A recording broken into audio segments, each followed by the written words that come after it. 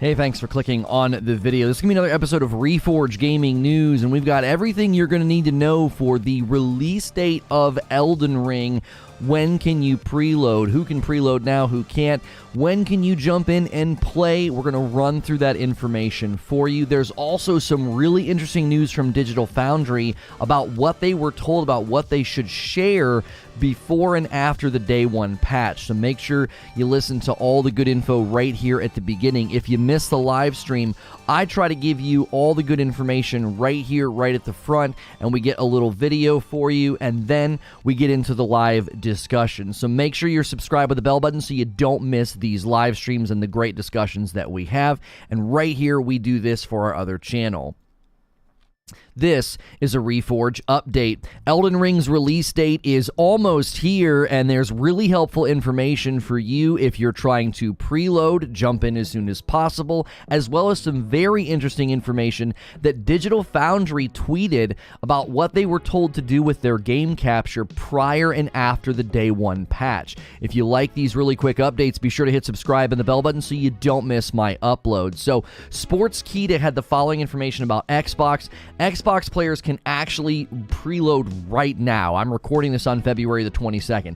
So the Xbox users are able to preload. The download file is 49 gigs, so make sure you have ample space if you're going to do that. Now, official word from Bandai Namco is that PlayStation and PC will be able to preload 48 hours prior to launch. That's probably 48 hours prior to launch in your time zone. So February 23rd is what a lot of people are going for, because that's exactly 48 hours before midnight of the 25th in your respective time zones. So just keep checking if your PC or your PlayStation. You should be able to do that within the 48 hours of that launch. And please do it beforehand, because you don't want to be trying to do that right when you're trying to play. It's probably going to be pretty slow. Now, consoles actually go live at midnight in your local time zone, but PC is going to be a little bit earlier depending on where you live. I live in the Eastern time zone. We will be able to play on PC the 24th at 6 p.m. Eastern. Now, New Zealand time, that's midnight on the 25th. So basically, when the first country that rolls over into the 25th at midnight, it opens up for basically everybody on PC. So check your local time in relation to Eastern 6 p.m. or New Zealand midnight. Like, where are you in relation to that? That's when you'd be able to play on PC. So again, make sure you get that preloaded within that 48-hour window so that you're able to jump in. Now, the day one patch will obviously have to be downloaded, which this is very interesting information from Digital Foundry. If you're not familiar with them, they do breakdowns of performance of games, and there was lots of complaints from the technical test of Elden Ring about how well it ran on console. Some were concerned with the fact that it didn't feel as optimized, felt like it had some issues and some troubles, and many people were wondering if it was going to be sort of smoothed over prior to that happening. Now, this is what they tweeted. They said, "We've seen reports that we are, quote, not allowed to show Elden Ring performance pre-launch."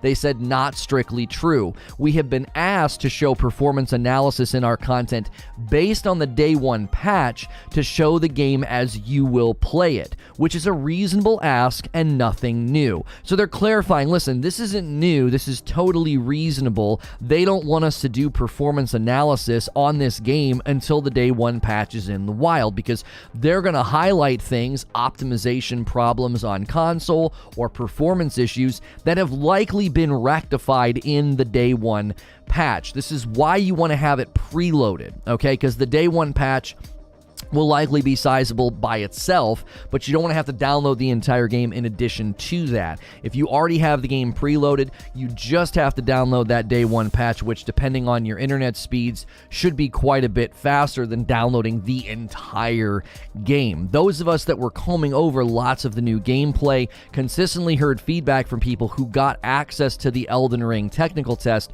that they were concerned about console performance. We will be trying basically every platform that the game is playable on, just to see what we find as we play through and cover this game. As always, let me know what you think in the comments below. Hit subscribe and the bell button, and I'll see you in the next one.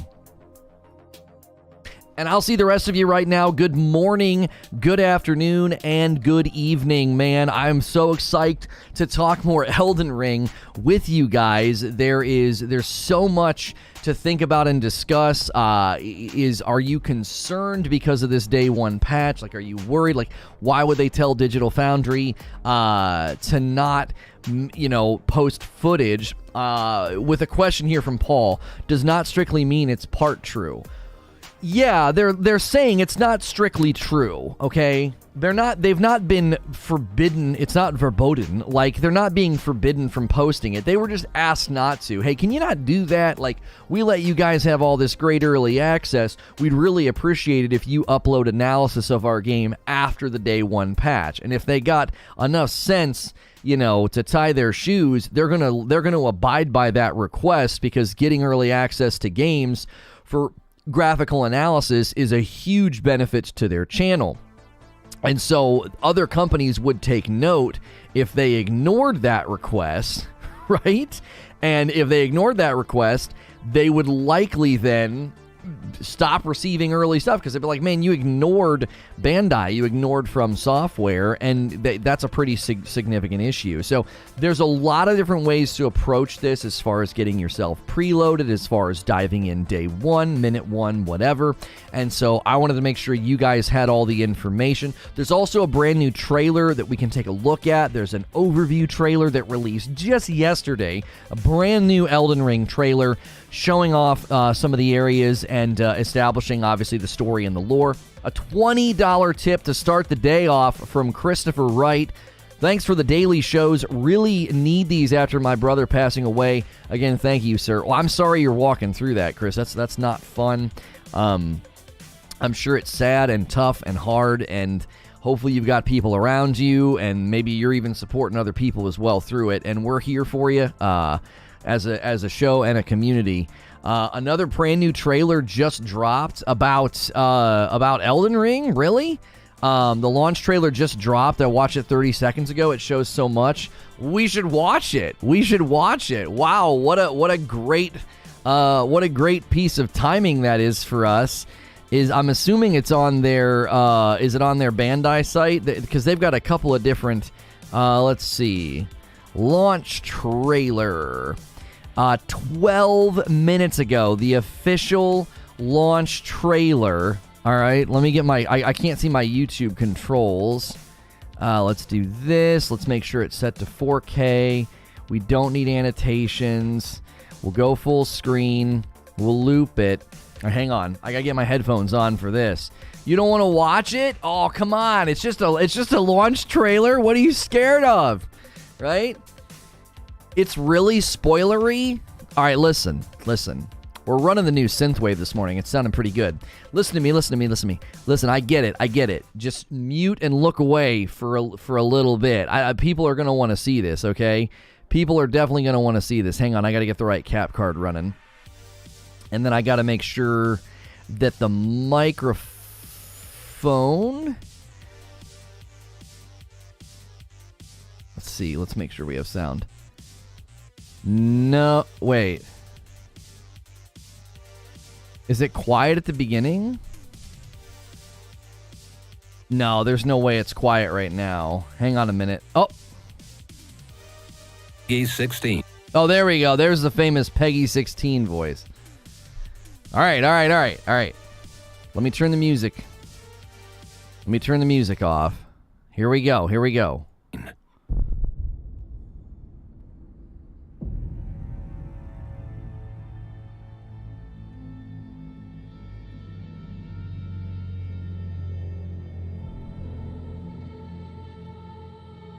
Make of thyselves that which ye desire, be it a lord, be it a god. But should ye fail to become aught at all, ye will be forsaken, amounting only to sacrifices.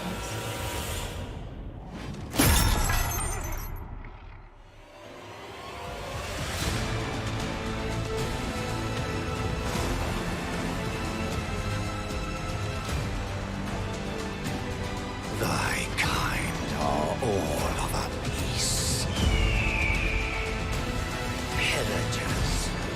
thought by the flame.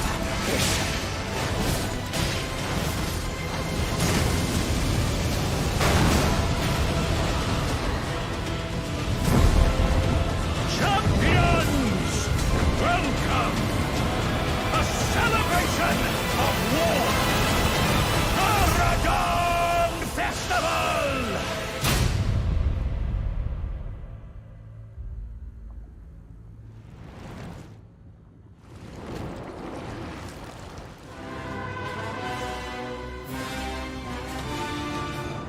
I pray that the guidance of grace abandons you.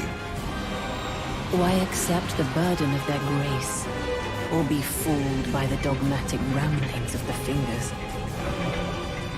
Rise with us, against the Erd Tree. Never met someone with a taste for brawn or contrast. We'd make good mates, I reckon. I bid thee travel the path of the Lord.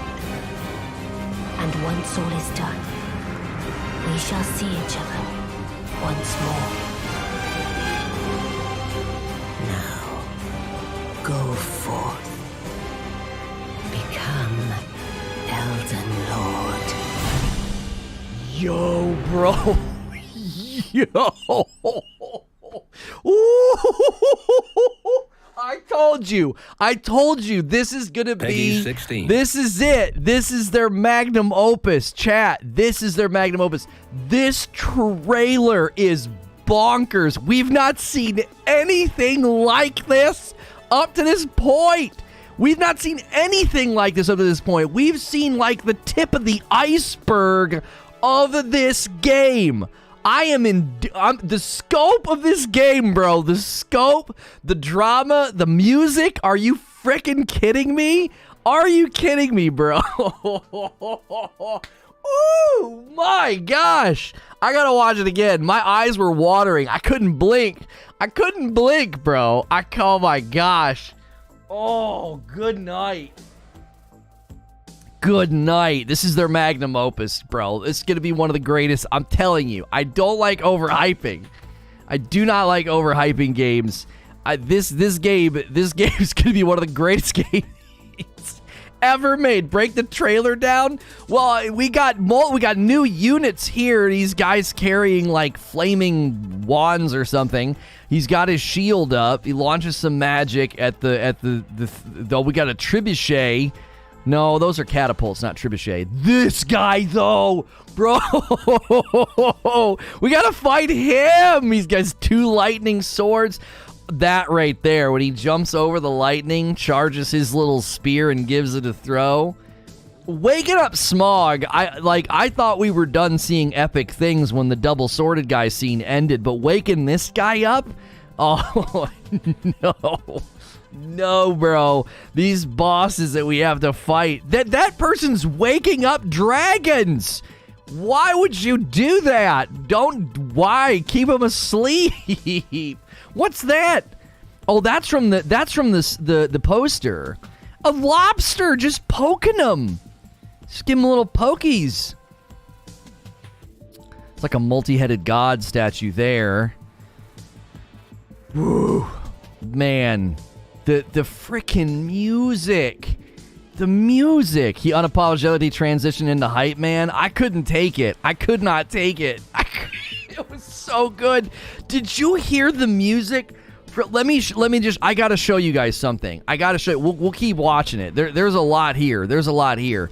Have you guys heard the music right at the beginning of the overview trailer? Oh my gosh. This one hit yesterday. The music in this game is already giving me goosebumps, dude. I can't take it, bro. I cannot take it. All right, here we go. Hang on. Let me get my music off. All right, here we go. Listen to this trailer. This one was yesterday. Peggy 16.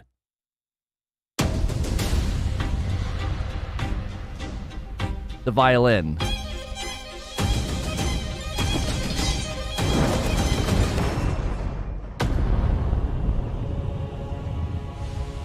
Elden Ring is an action RPG set in a dark fantasy world.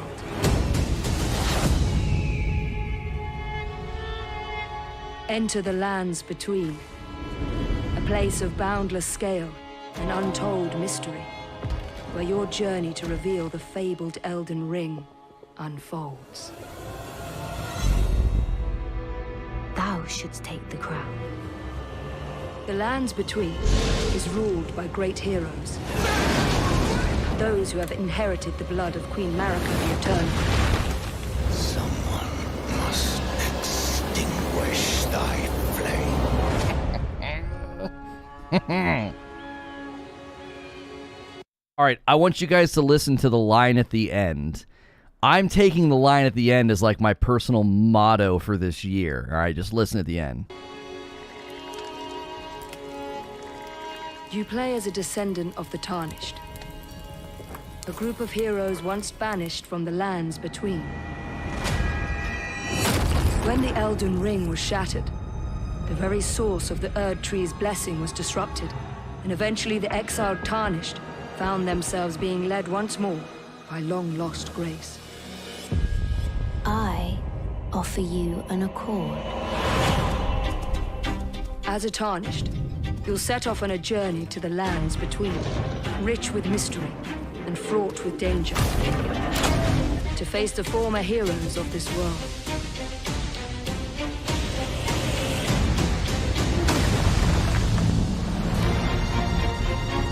The lands between comprises massive, dense play spaces, teeming with threats and brimming with the unknown. You'll face many fearsome enemies, meet a wide variety of characters, and discover hidden dungeons. Those who brave these catacombs, mines and caves, will find themselves adequately rewarded.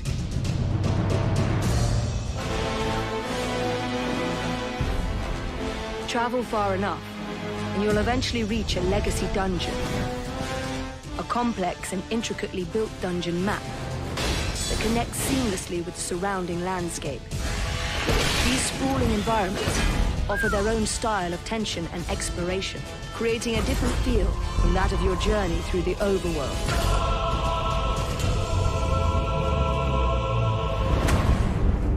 Music is The lands so between good. are vast and offer a high level of freedom for explorers.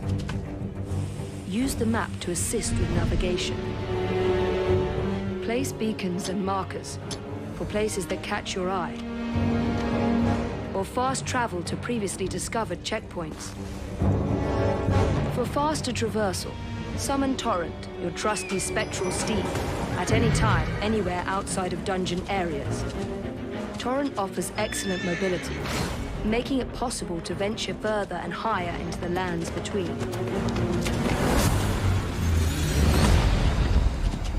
Throughout your journey, you'll meet with We'll rewatch the launch trailer with the music, guys. It's too good not to rewatch. One sec. many characters, each with their own motives and goals. I am the lord of all that is golden. Help them pursue these goals, to reveal their backstories and learn of your shared place in this world.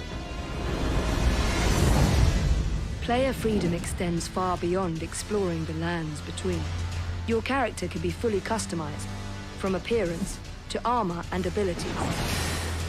Become a warrior, specializing in close quarters combat. Or a caster that excels at sorcery or incantations.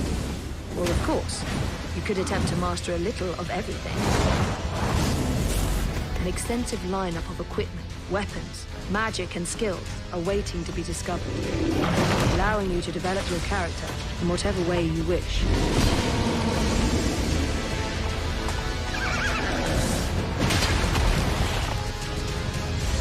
A keen adventurer may find item crafting useful, using materials picked up along the way. Many different items can be crafted on the fly, from arrows and firebombs to cured meats and other consumables that offer a range of benefits.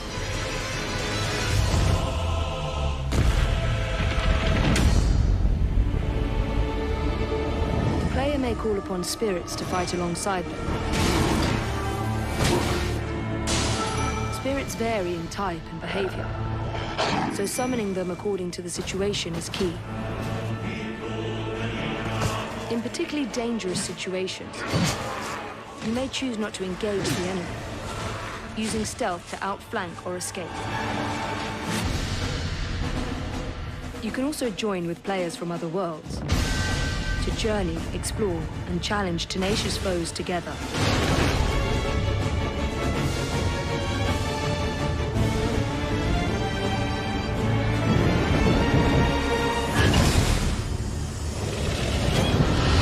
The expansive world of the lands between is abound with danger, intrigue, and mythological drama. Begin your adventure and reveal its secrets for yourself. Rise, Tarnished. Rise and become the Elden Lord.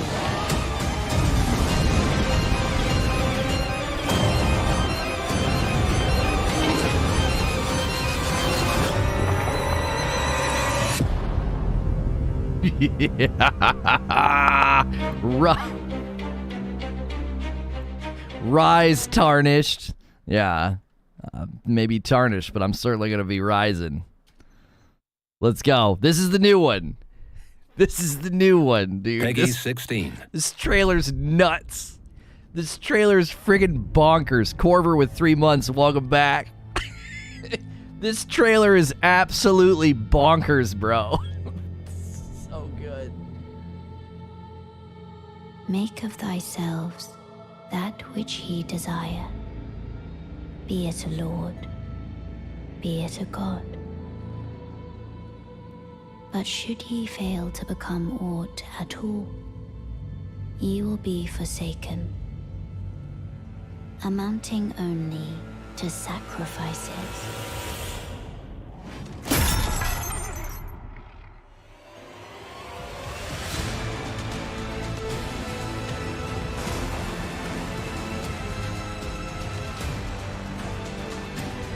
Thy kind are all of a piece. Pillagers, emboldened by the flame of ambition.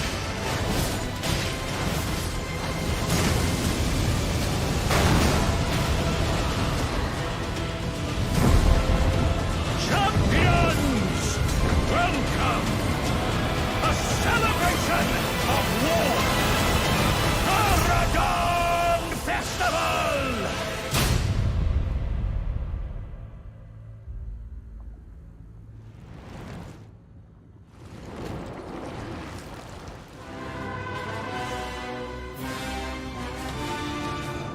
I pray that the guidance of grace abandons you. Why accept the burden of their grace, or be fooled by the dogmatic ramblings of the fingers? Rise with us, against the Erd Tree. Never met someone with a taste for brawn or contrast. We'd make good mates, I reckon. I bid thee travel the path of the Lord.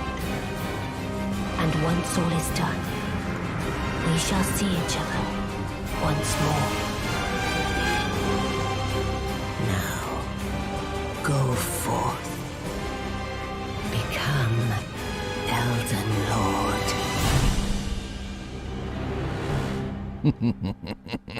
Lord. All right. I'm going to let that loop.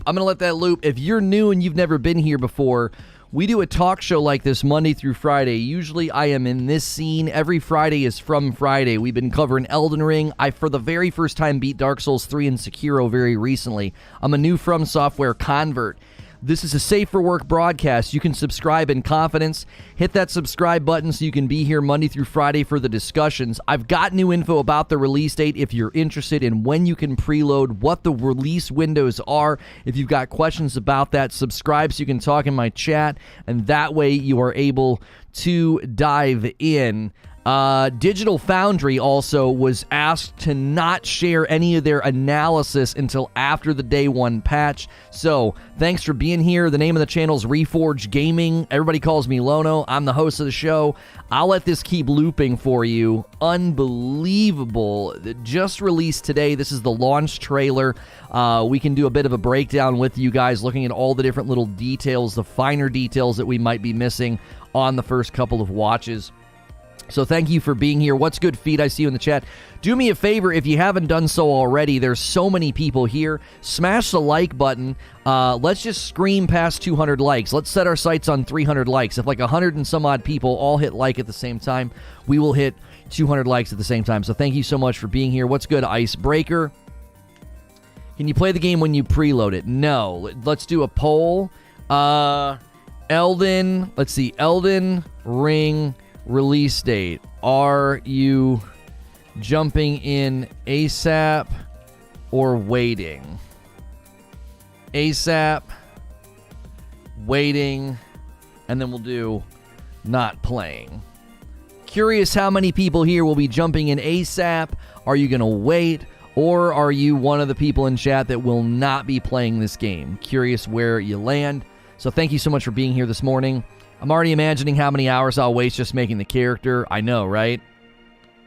Dalton says, do you think this game would be the next RPG with Skyrim level of popularity? I think it could be, seeing as From has the best combat system I know of, S tier, cloth physics, and co-op. Well, here's the problem, all right? Here's the problem.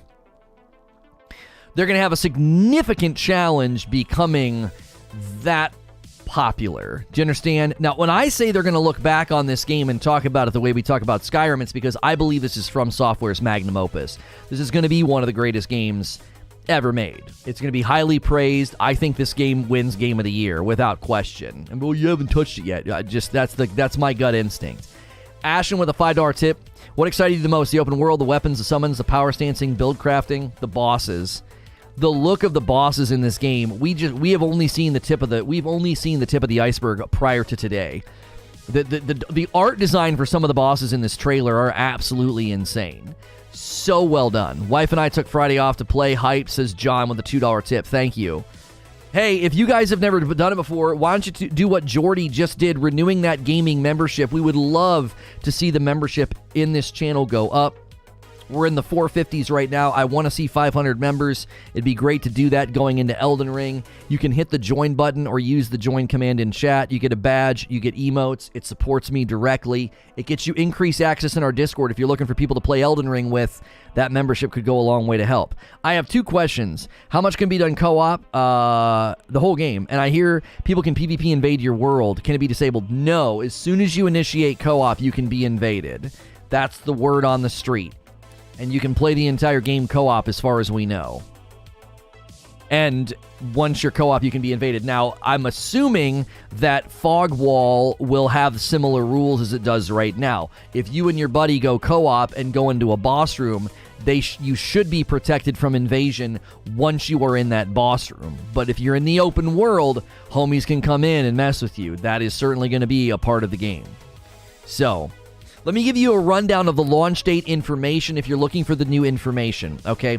At the moment, Xbox is the only platform that can preload. However, PC and PlayStation will be able to preload 24 hours prior to launch. So whatever 24 hours prior to midnight New Zealand time is for you, okay? Whatever that is. You're either your local midnight time or New Zealand midnight time. I'm not sure which it is. 48 hours prior to that, you will be able to preload. Now, PC can play the game, all right? PC can play the game at 6 p.m. Eastern on the 24th or midnight New Zealand time. So whatever that is for you, if you got to look that up to convert the time, 6 p.m. Eastern on the 24th is when you will be able to play on PC, okay? Sony and Xbox, PlayStation and Xbox, will be able to play this game at midnight on the 25th, your local time, okay? Do you understand? Your local time rolls over into the 25th, you can play. 48, not 24. Did I say 24? I meant to say 48 hours. 48 hours prior to the launch, you will be able to preload on PlayStation and on PC. I still haven't figured out why my Chrome does that stuttering with YouTube videos. I can't make heads or tails of it. It's got to be something with Chrome. I wonder if I should just open these in another browser and see if they run like that. Back on the right account. Feels amazing to have that joystick. Welcome back, Helix. Thank you very much. It's so minimal, but I wonder why it does those little stutters. It's got to be something with Chrome. It's only really noticeable in, like, big scenes when stuff's, like, slow panning. It's like, what is that? Unless you change your Xbox location, then you can play Thursday morning. I typically don't recommend people doing location changing like that because sometimes it doesn't work. I don't know if they frown upon it or not. So I don't encourage people to do it, but there are ways that are out there. You can kind of research it if you want.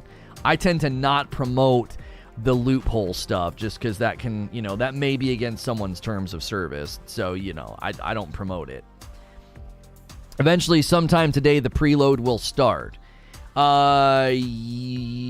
Wait. Because tomorrow's the... No. Preload should be starting sometime tomorrow. Because tomorrow's the 23rd. That would put you 48 hours before launch window. Do we know how many pyromancies there are? They have not said. I don't know if anybody has a video on that. On PSN 224, it will release. Preload's 222. Really? Huh.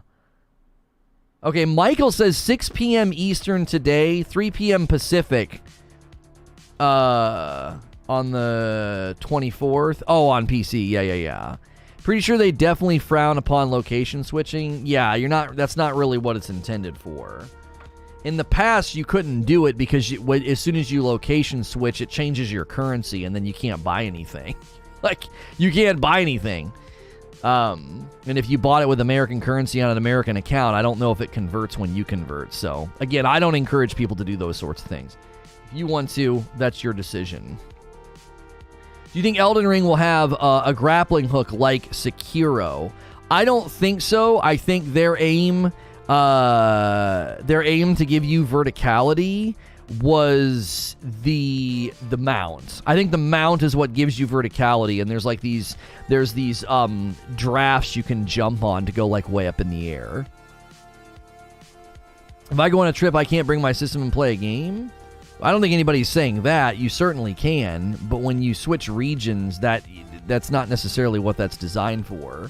Switching regions is not designed for you to get around a time zone restriction. If you guys are just tuning in and you're enjoying the show, the name of the channel is Reforge Gaming. We are looking at the Elden Ring launch trailer, and we're breaking down all the launch date information for you so you know when you can preload, when you can play. Welcome on in. If you're enjoying the show, hit subscribe. Do me a favor, hit the like button as well. We love to see that like count go up. It's close to 300 already. Plenty of people have already taken the poll. Elden Ring release date, are you jumping in ASAP or are you waiting? 72% of you have said ASAP. If you've never been here before, I am a Safe for Work broadcaster. Usually I am in this scene. I'm in this scene doing conversations, breakdowns, and a talk show. I'm letting you guys see the launch date trailer, though, instead of my big face. Please tell me more about PvP multiplayer of this game. I haven't looked into it much, to be honest. I thought it was single-player game only. Oh, no, there's quite a bit of multiplayer options. There's an option to open your world to invaders. There's an option to invade other worlds. There's an option to play co-op with up to 3 additional players, 4 in total. Once you are playing co-op, you can be invaded by other players. You can use it's a duelist finger, and you can summon somebody to duel. You can throw down something in the game that says that you would like to duel, I believe. There's all kinds of that in the game. Now, if you have absolutely no desire to do those things, then you can completely avoid it, right? You don't have to do any of that. You had me at invade other worlds, right? If you're invading somebody else's world, they've either invited that, they want it to happen, or they're playing co-op. But when you are playing solo, you cannot be invaded. Now, I recently played Dark Souls 3. As an example, in Dark Souls 3, when I'm embered, anybody can invade me if I'm online, and I would just go in and shut that off. That's not an option in this game because there is no embered, so you're online essentially all the time, but you can only be invaded if you're playing co-op. I will sub just to right. Thank you. Peepo with 2 months. Hey, chat, hit the like. The reason we require a subscription to type is there's just a lot of bots out there. It leads to spam. So I don't make you wait like 5 minutes or 2 minutes or anything. So we appreciate you being here, smashing the buttons and doing all the things. We do a stream like this Monday through Friday. We do a talk show in the morning with typically gameplay in the afternoon. We've been working our way through Horizon Forbidden West, and we will definitely be playing a ton of Elden Ring this Friday and the following week as well. We're going to try to beat Horizon Forbidden West in time. It's going to be tough. It's going to be tough. Finally able to catch you live. Keep up the good work. Oh, thank you, Deft One. I appreciate that. I don't pre-order games anymore. I'm done with that. I'll wait to see how this game turns out before I invest money. What class will I be playing? I will be starting as a vagabond. You guys feel free to share in the chat what you're going to start as. A $20 tip for Dem Rivers. I'm so pumped. Have you decided on a starting build? By the way, Hype Train. Oh, Dem Rivers is asking for a Hype Train, so you can either hit join and become a paying member. You can hit the $sign and do a tip train and join his tip train if you want. He's asking for that. Yeah, I'm going to do a Vagabond and do Sword and Shield for my first playthrough. Sword and Shield. Now, I like to do that for my first playthrough because that just feels like the meat and potatoes kind of vanilla. Like, this is just jump in and do this, right? Your membership link points to an SNTR page, gives an error. It shouldn't. Are you going down into the description? Do we have the wrong... Did we actually... I thought I went back and edited all that. Did I forget to do that on the uploads? Frick. I did. All right, hang on. Let me fix it. Reforge Gaming join. Okay. I can't believe I did that. All right, it's fixed. The join command is also works. You're going to do Vagabond? Yeah, there's just, to me, there's something about Vagabond and a Sword and Shield build that just feels right. You know what I mean? There's something about it. It feels like that's just like the tried and true sword and board. I don't know about you guys. I tend to avoid magic on like a first playthrough. I feel like I just want to use weapons. Now, my second playthrough, I could see myself doing a completely different build. You know, do some offhand casting, maybe run like a spear or something. You know, maybe run a samurai through the game, like a magic samurai or something. You know, do something like that. That could be pretty good, I think. I'm having to go back through and do edit some of these most recent videos. I'm so irritated with myself. I swore when we went back and we changed to Reforge, I swore I changed the, I'm going to do it right now, the upload defaults. I thought I went in here and changed it, and I didn't. Reforge Gaming. You can also use, like I said, the join command in chat. Vagabond has a halberd too, don't forget. I normally play Dex or Strength, but the magic looks insane. Magic looks absolutely busted in this game. Now, they have said, so there were reports after the technical test. There were reports of people saying that the technical test felt too easy. They said they felt like it wasn't truly a challenge. And so there were reports now of people saying that they had dialed down the difficulty in the technical test. You essentially had access to lots of really, really strong gear way earlier than you should have. So imagine getting a bunch of gear and then going back into like an early area in virtually any of the other games, right? Well, those early areas would feel like a joke to you. Not just because of the familiarity, but because of the fact that like you're literally way stronger than the area was built for, right? These games tend to, you know, grow with you. The areas, the enemies, the bosses, they all tend to scale as you scale. Now, I'm not saying they actually respond to your level and your weaponry, but they generally expect the further you get in the game for you to be stronger, and because they expect you to be stronger, there's just sort of a natural trajectory of power from the enemies to sort of meet you on the battlefield. So the Elden Ring opening areas will feel significantly harder to people who played the technical test and got accustomed to having all that nice stuff that made the opening areas feel a little bit easier. Sounds like they don't normally act on the region swapping for access to games early, but it's intended against TOS on Xbox, and you could technically choose to act even though they seem to be fine with it. Yeah, I mean, whatever you feel like doing, like I said, I just tend to not, I don't encourage people to do that sort of thing just because I feel like it's kind of in a gray area. So, wait for it to hit your time zone. I know in the past we tried to do something like that and it just got real funky. It was like you needed the currency of that area.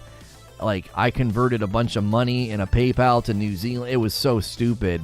And I ended up having a copy that went live because it was a review copy, so I was good to go, and they just didn't tell me that. It was kind of irritating. It's like everybody was going through all these headaches of feeling like they had to take all these shortcuts and stuff.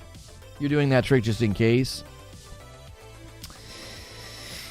Yeah, the launch window is actually pretty good. I mean, they said officially, they did say that the Dark Souls, they said the Dark Souls servers would not necessarily be back online until after the launch of Elden Ring. Now, that's not really a time frame. That's just kind of this isn't coming back on. The Dark Souls PC servers, that is. We also don't know what effect that's going to have to the Elden Ring PC servers. Will they be good to go? It seems they will be from some of the interviews that I read. They seem confident that the Elden Ring PC servers will be good to go and that the day one patch and their own security measures should protect you from the remote code executable exploit that was happening in Dark Souls. That was something that many people were concerned about. Is that still going to be a problem? Is that still going to be a thing? And I don't know if they've officially stated. I know they said they were working on it. But I don't know if they officially stated whether or not that it would be addressed day one or not. I know some people are actually going to just completely stay offline because of that. I always over-level to make my life easier. Now, they've talked about that a little bit with this game, the fact that you will be able to, leave an area and maybe come back to it another time. It's not going to feel quite as linear, quite as corridor-driven the way that it felt in previous Dark Souls games. You know what I mean? By the way, if you're just tuning in and you've never been here before, let me pause this trailer very, very briefly. I know you guys are enjoying watching it. Usually we are in this scene, and usually I don't have headphones on because I'm not listening to trailers. And usually we're just having ourselves a talk show. Thank you so much for being here. Do me a favor and hit subscribe if you haven't already. You can subscribe in confidence. I'll be in your sub feed all week doing talk shows about variety gaming news. Every Friday is From Friday, dedicated to FromSoftware games, coverage, and gameplay. So make sure you're subscribed to the channel. Make sure you've pressed the like button. Consider supporting the channel in a direct way. The t-shirt I'm wearing is from 80s Tees, so you can use the shirt command in chat, !shirt. Use my code over there to get 30% off. My glasses are for Gunner Optics. Those are displays, so you can use glasses, display, or shirt commands in chat if you want to support our sponsors. And then there's my coffee. This is actually my coffee. This is like a small business that I run. My wife and kiddos bag it up, ship it to you, and write little thank you notes. Right now, our holiday blend, the Frickmas blend, Merry Frickmas, get fricked in February. Use code GETFRICKED to get 20% off the holiday blend. It was our most popular blend in November and December. So those are all the direct ways you can support the channel. It's free to subscribe. It's free to press the like button. So go ahead and do that for me. It helps out the channel. It helps out this video.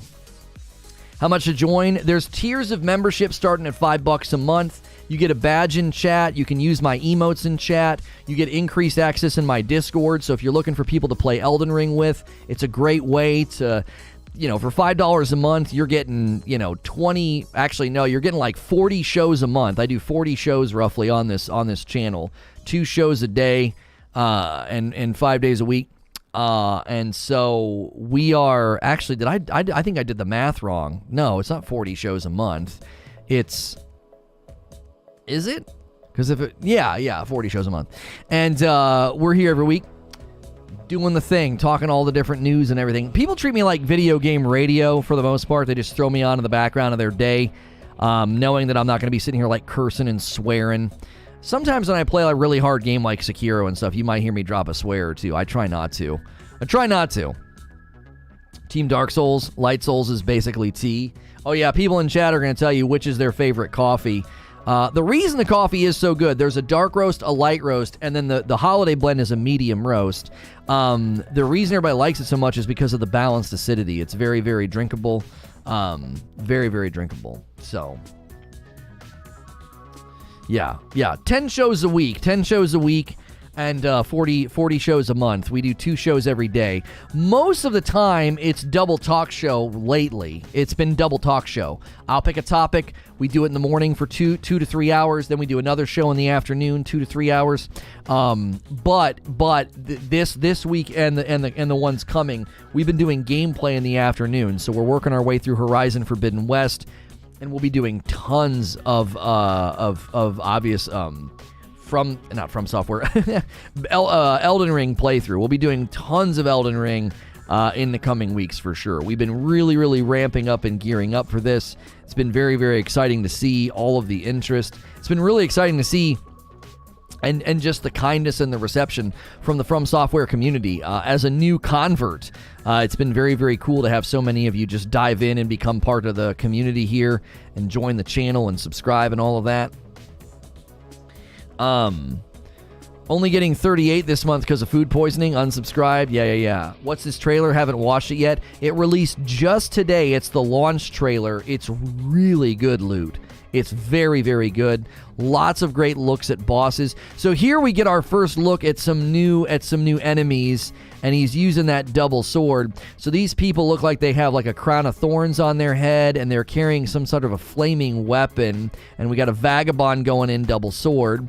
Then we got, looks like maybe a confessor using some type of a shield gun, it looks like, because he's got 2 handles, and the handle on the back looks like there's a trigger mechanism. So this might be some kind of a mage shield or something. Does somebody know what this is called?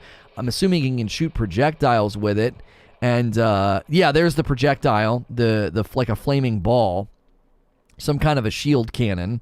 Here, getting shot at by a catapult. Now, this guy was in the one trailer and beats What's-Her-Face the Impaled, I think is her name. Or no, not the Impaled. Shoot. Something about losing an arm. I can't remember it now. And looks like we're going to have to fight him. He's got 2 big old lightning swords. Here's Smog. Apparently, we're going to have to go to the Misty Mountains and fight Smog. I can't tell. I think that wolf is dead, so there might be some kind of or maybe he's sleeping. I think he might be sleeping. So that person is just chilling with their puppy. It's called Awesome. Now, somebody here, I don't know who this is. This might be part of a story, but there's at least 3 dragons here, 2 little ones and Big Papa Dragon in the background there. Papa Smurf with his white beard. They're raising all the dragons, so I'm not sure what that means. Somebody's playing the original version of Myst here. And then this is from the poster, all right? So back behind me, you can see that. I don't know what that is. That could be one of the demigods. Maybe this is where they go after you defeat them. They get in. They get in. But somebody breaks out here. See? They're in some kind of a prison. And we got Larry the Lobster giving you an eye checkup here, making sure you can see straight, just poking you in the eye. No, I don't know what that is. Twisted, when she puts you to sleep there, I think. A little bit of hypnotist. And then Man in the Iron Mask, self-emulating there. Self-immolation, I'm sorry. I don't know what this thing here is nuts. What is that? So I see 2 hands coming toward me like some kind of a spider. I see 2 giant wings on each side. I see a bunch of like bubble wrap wrapped around them. I don't know, man. In the trailer a few days ago, it also showed a player fighting a dragon in a different area than the one from the network test, so it seems there are at least a few dragons to fight. Yeah, like slamming down. Yeah. The round table is like the hub world. That's like your new Firelink shrine. Where you go back to like, you know, probably spend your stuff and level your stuff. Lobster looks like he's a jerk when he gets drunk. Yeah, I would imagine. The wet nurse's final form. Oh, golly. I like the narration in this trailer, too. Mr. Frugal with 3 months of membership. I'm thinking of playing this as soon as I finish my main game. Great to see you getting it in. Oh, thank you so much, Mr. Frugal. Yeah, huge turnout today. We got very blessed. Some of y'all know that, you know, today could have been a dark one, but it's probably going to be a huge one. They dropped this trailer like right as we went live. I was like, once again, the FromSoftware and the Elden Ring blessing. I love how at the end she says, "Rise tarnished." I connect with that in a deep way. To be labeled tarnished, but to be told, you know, all right, it's time to rise up. It's time to get to work. Very, very much a meaningful call to action for me. We need 18 more likes for 400 likes, guys. Thanks for smashing the like button today. Thanks for sending tips and becoming members, doing all the things. Elden Ring is always blessing for this channel. I didn't know that this was going to happen this morning. I was just like, well, let's cover all the release date information. We've got some good information about preload and install and everything else. And this dadgum trailer drops, and I was like, okay, let's watch it together. It's always fun to comb over all the details. You're going to end up waiting till you finish Horizon? Yeah, we're going to play through Horizon some more today. Unfortunately, I was at a point yesterday where I could not fast travel or do any side quests. I had to play one main quest off stream. I'll give you guys a summary because it was kind of a big one. But I saved all the optional dialogue, so we'll go to the... Oh, wait, you can see the thing's face right at the beginning. Look at that thing's face. Like a big skull with, like, pinchers coming out of it. That's friggin' awful. That is hideous. And there's like floating stuff.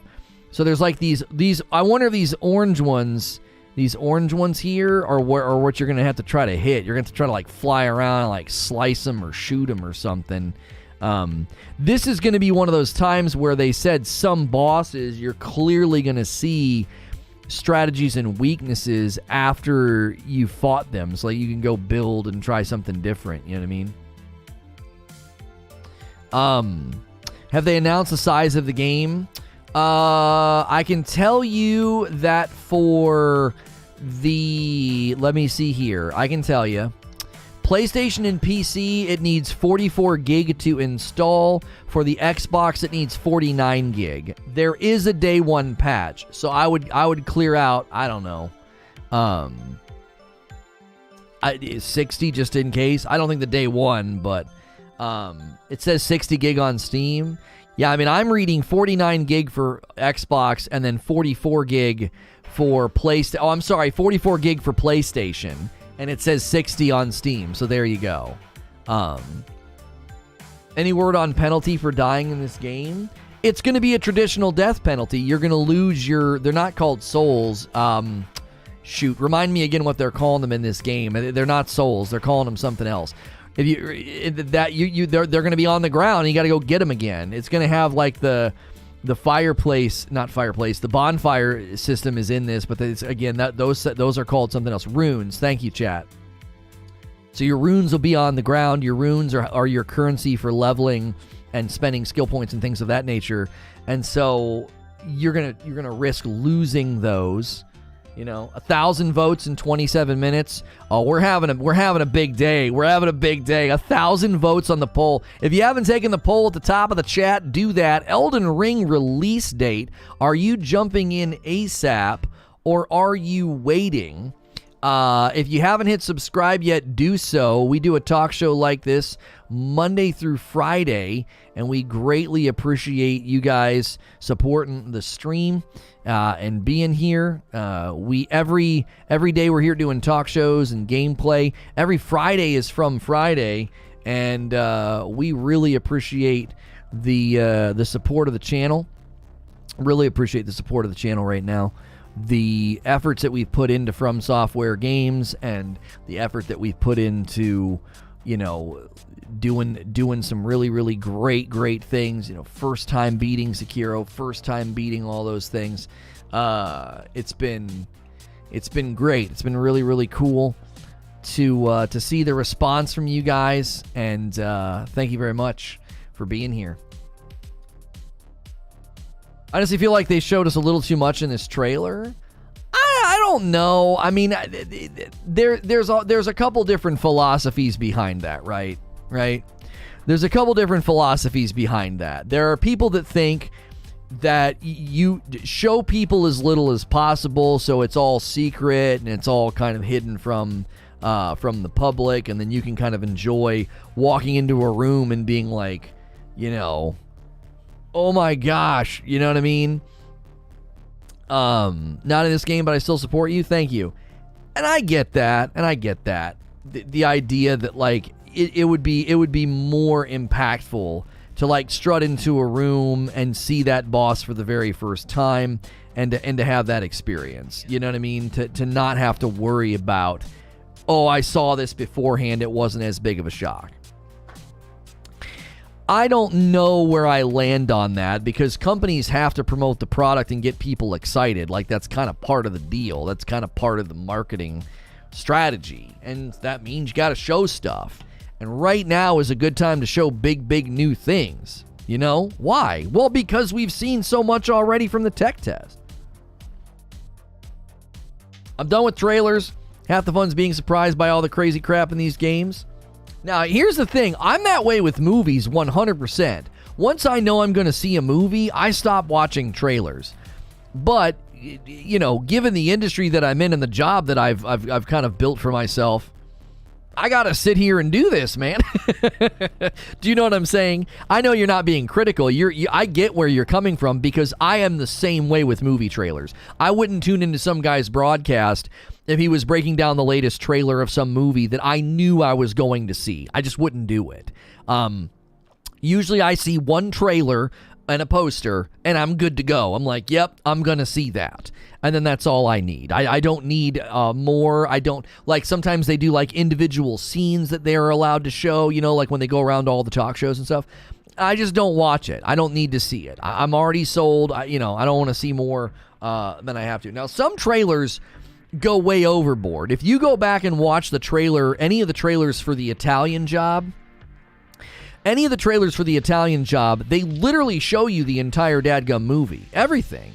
The plot, who they're angry at, who's the bad guy who betrayed them, why are they angry at him, how they steal his truck, how they get away, how they do this, how they do that. Like, there's no mystery at all. You're like, I just saw that whole movie, and it only took me a minute and a half, you know. Today on Reforge, we aren't covering crap because I don't want spoilers.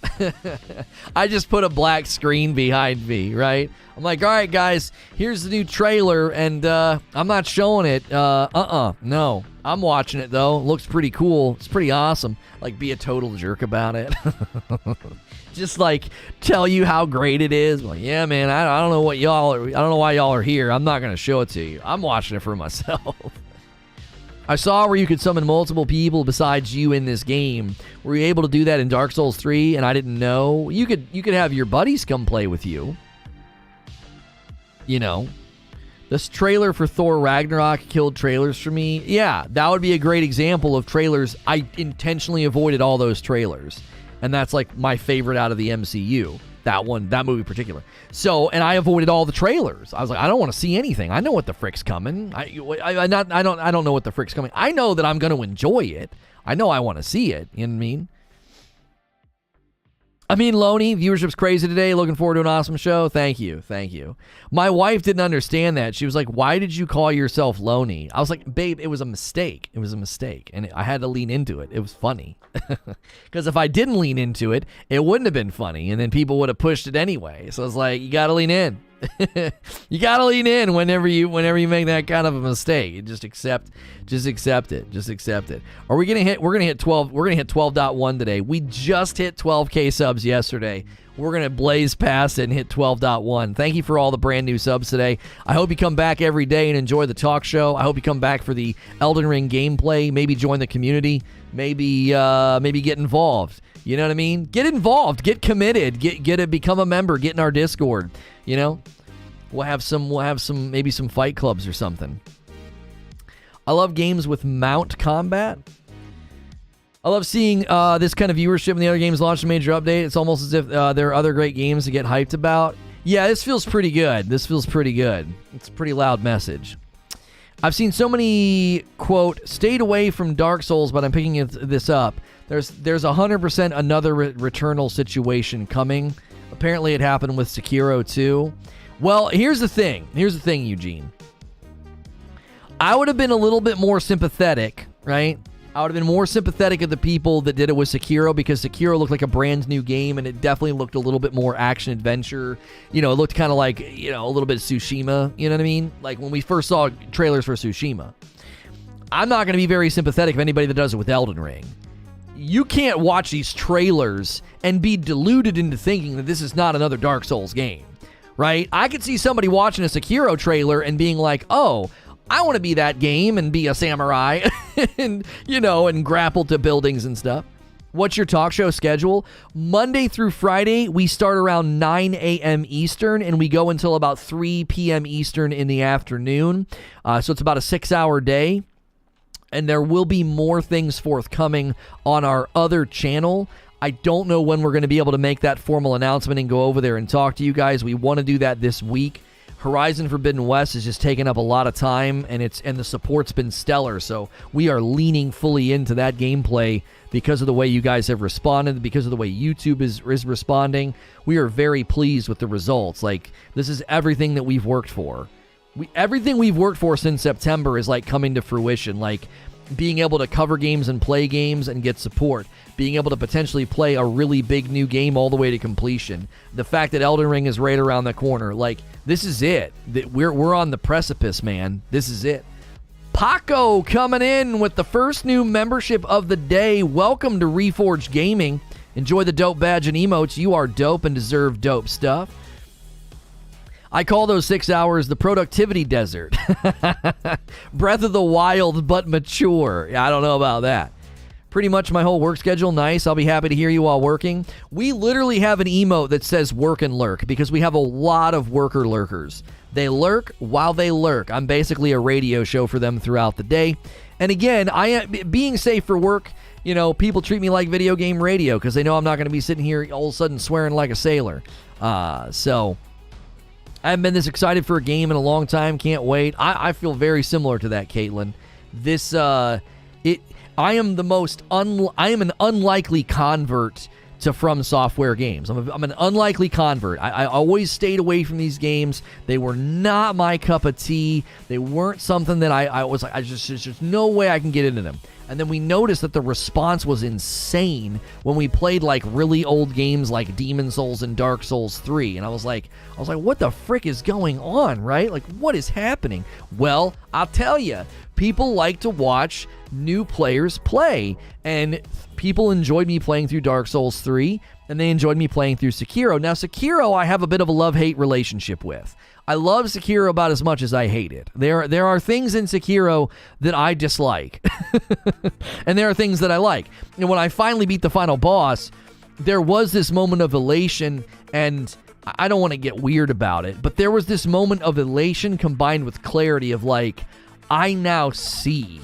You know what I mean? Like, I see what this game was doing to me. that game affects you if you let it. In a good way or a bad way.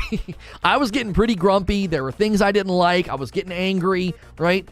But the game changes you. It adjusts your perception. That, I think, is a true feat and a true achievement for a game to achieve. Can't lie, this is my first time tuning in. I dig the energy. I appreciate that. Thank you. Let me pause the video real quick. Usually we are in this scene. We're just full screen, breaking it down. I got my fancy disc plates back there, an Elden Ring one and a Horizon one. I got my shirt on from 80s Tees, my glasses from Gunner Optics, right? You can see all the great sponsor-placed stuff. I can point to my coffee. This is not a sponsor, by the way. This is ours. If you're interested in the coffee, feel free to ask the audience or use the command. We even have a code right now. You can get our holiday blend discounted. But usually we're just in this scene, right? Just having a conversation and debate. Now, you might tune in and hear me yelling and going like, you gotta be kidding me. What is going on? Very, very rambunctious and passionate debates.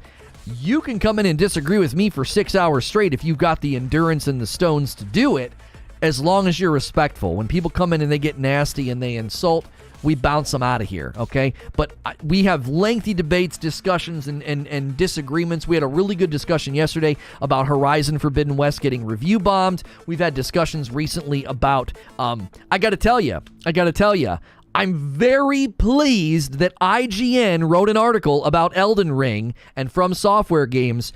They are pushing back against what I knew was going to happen, okay? I knew that people were going to start trying to smuggle in easy mode or making FromSoftware games easier, and they were going to do it under the guise of accessibility. They were going to do it under the guise of accessibility to say, oh, we need to make these games more accessible to handicapped persons or motor impaired persons who have to use special equipment to play video games. Okay? I am pleased that IGN is, as I was, pushing back against anybody that attempts to do that. There is a distinct difference between accessibility options and easy mode. They're not one and the same. So I was glad that they were saying that that's not the point of accessibility options. Accessibility options is to make the game accessible, not make it easier. And they discuss the difficulty philosophy behind FromSoftware games, like the idea that it's built from the ground up like this. Like, you can't just go in and change health bars. You know what I mean? You can't just go in and change damage output. That would break the fundamentals of the game.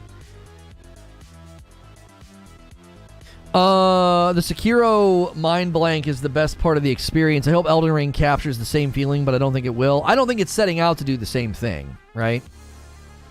Alex says, I'm a new convert to the channel and FromSoftware as well. Can't wait for this one. Keep up the good work. Thank you very much. On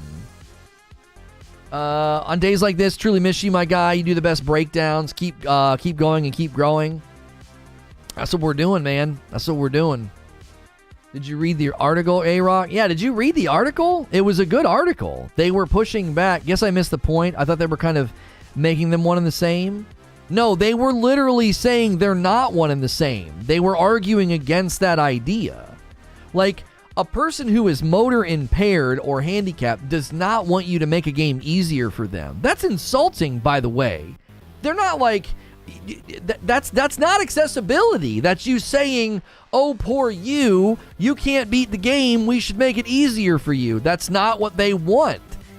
That's not. I'm not speaking for them, by the way. I'm speaking and paraphrasing voices that I've seen from the community of impaired gamers. I don't know what frickin' word to use. Handicapped, motor impaired, whatever you want to say. They need, tools and accessibility equipment to play video games, and they don't want you to make the game easier for them. They want to beat it, same version, same game that everybody else beats. That's insulting. Like, oh, well, we're going to try and help you to make the game easier. So the article was essentially saying that accessibility and easy mode are not the same dadgum thing. They're different. The thing I love about Souls games is the difficulty lets you push in from multiple angles and attack in different ways, minus Sekiro. Yo, what's good, Hex? We have a public chat now. Sweet. Public chat, what, in the Discord? We've always had a public chat in the Discord. Always. If you're new and you've hit subscribe and like button, man, welcome. We greatly appreciate the support. Did we do it? Oh, yeah, we're hitting 12.1 today. No coffee orders yet. Who's going to be the first coffee order of the day? We'll see. We'll see what happens. It'll be very good. I just don't get the same satisfaction beating besting Souls bosses as I do Sekiro bosses. Yeah, here's the thing, and this is where I come from. I think Sekiro got very like solve the puzzle, you know, and that was one of the things I think that some people didn't like about it. Once you solve the puzzle, it was like, oh, this is what I have to do. It's not a matter of like you doing your own thing and doing your own way. Some of the bosses were very much, you got to do literally this, and that's it. New spring coffee coming? No, the spring summer flavor we were looking into, it's fantastic, but the timing's not going to work right. So we will be doing that, but we're not going to be able to do it this year. So Dylan says, disabled man here. I don't need easy mode. I need good controls. I'll whoop anyone's butt in Dark Souls if I've got a good controller. Right, like, who wants to beat a game and for there to be like a little asterisk next to it, be like, well, you beat Dark Souls? Yeah. Oh, I beat the easy mode. Well, you know what I'm saying? That would feel like a tainted victory. You'd rather be like, yeah, I beat it. They finally came out with good controller technology and I can play. I'm motor impaired in a certain way, and my hand or finger movements are limited. My own, I don't even know what word to use. It's not dexterity, is it? In any case, their mobility, their movement, their motor functions limited in some way, and now that they have this controller, the game is accessible to them. Do you know what I mean? It's like, it's okay, let's say you have a table with a machine that needs somebody to operate it, okay? And the machine is challenging to operate because you've got to be able to monitor various different settings and pieces and different elements to it, right?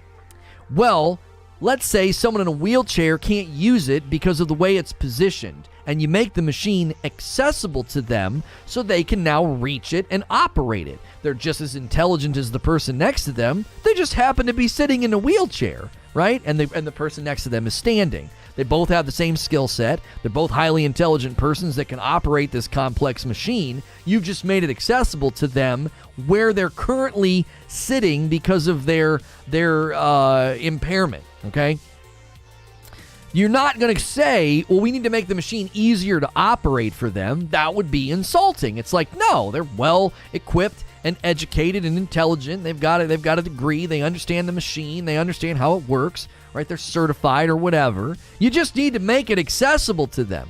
That's what accessibility means in video games. You're just making it accessible. You're making it to where someone else can play that at the moment can't currently play because of some sort of a, mechanical interference, right? They don't have the controller. They don't have the thing they need to play the game.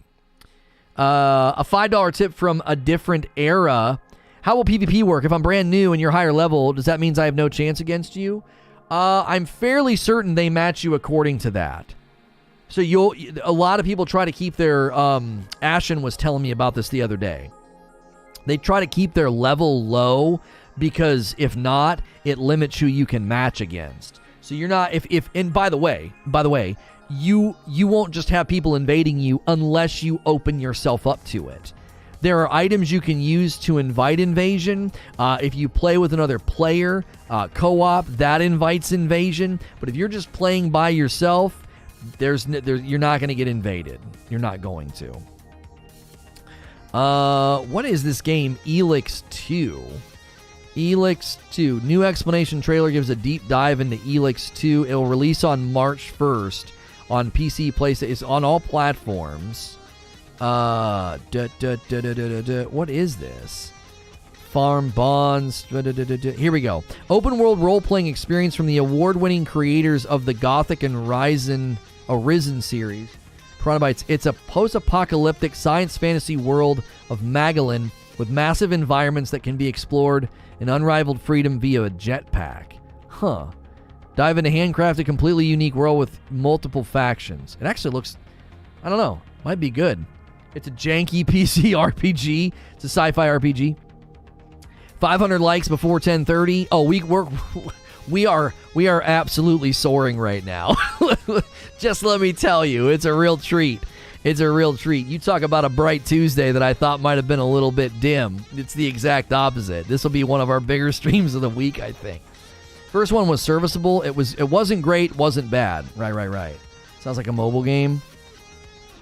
I liked how the bosses in Sekiro had to be beaten pretty much by pure skill. I die a lot, but the thrill of memorizing a moveset and then overcoming a boss is what I play for. Right, and there's different ways to look at that, right?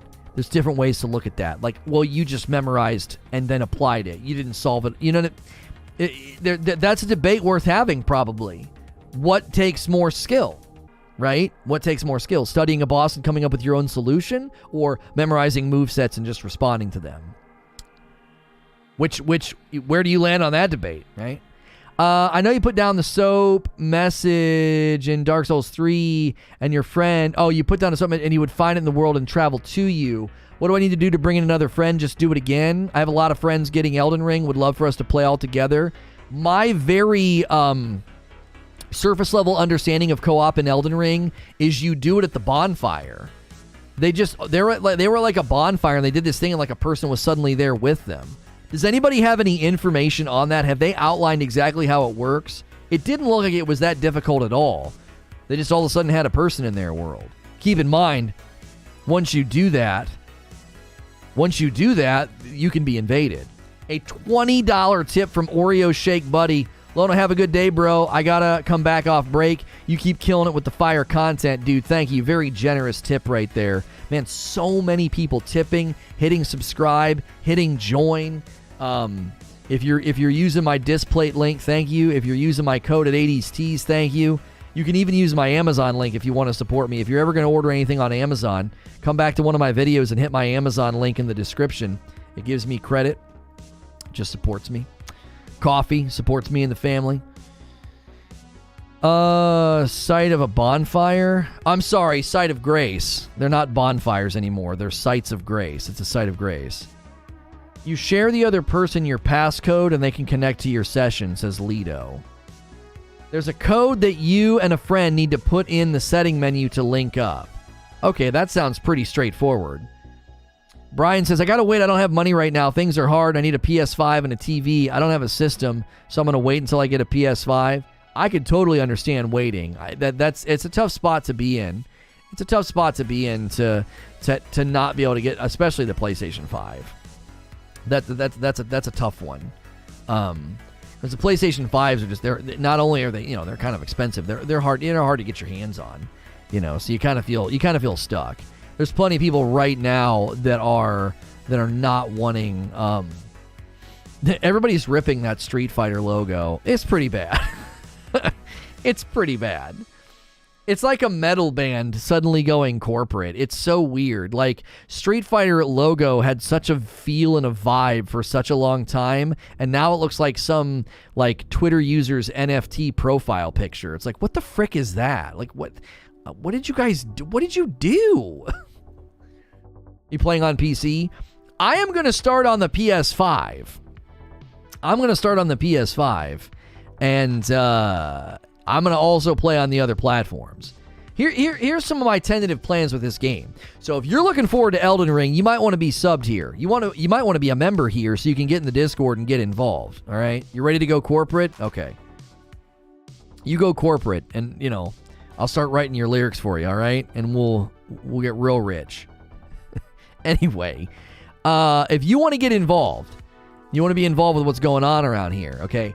I'm really, really wanting to do stuff with the community. I could see, like, after I beat the game, having certain days dedicated to playing with you guys on a certain system. We could host fight clubs. There's all kind of different things we could do here. It's going to really, really take some organic response, though, from you guys. We've already done some great things in other games, like Lost Ark. We have 2 very active guilds in Lost Ark. Obviously, I'm taking a bit of a break from the game. I don't really have much of a choice. So, I heard you write good lyrics, though. Yeah, I can. I can. If I'm properly motivated, which I have been very properly motivated. There's a lot of darkness. There's a lot of darkness that puts pen to paper, that's for sure. Elden Ring art style is beautiful. I agree. Yo, Takashi, what's good? I'll jump on PS5 because I have a friend who wants to play together. There you go. The Street Fighter 6 logo is It would have been better to reverse the ink brush type with a paint spray for a similar look. I don't know what they were thinking. I really don't. I don't even know who they put in charge of that. And I don't want to insult anybody, but it literally looks like something out of like a pre-made logo kit. It doesn't even look creative. It looks like something out of a pre-made logo kit. I was like, what is this? When you stare into the abyss, it stares back into you. Yeah. I like when Peterson said that some of the best men he knows are monsters, and he's like, and you don't mess with them. And I was like, I think I can channel that. I think I can channel that a little bit. It looks like my first attempt at Photoshop. I'm confused by this technical jargon. What is a friend? East Coast Overlord with a $5 tip. I was worried about today. You're killing it. Keep going. Listen, man, you can't kill us. You can't. I love how the trailer ends from yesterday and it says Rise Tarnished. I was like, I can do that. I can do that. If you're new and you haven't ever been here before, we are very excited about Elden Ring. We're super thrilled to have you here today. Our coverage of all kinds of games recently. If you check my backlog of streams, the VODs on this channel, yesterday we covered Horizon Forbidden West, the review bombs, what's going on there. We've been covering that with gameplay. We covered Lost Ark. We covered the next-gen update to Cyberpunk. We tested it out. We have also covered the pay-to-win discussion in Lost Ark.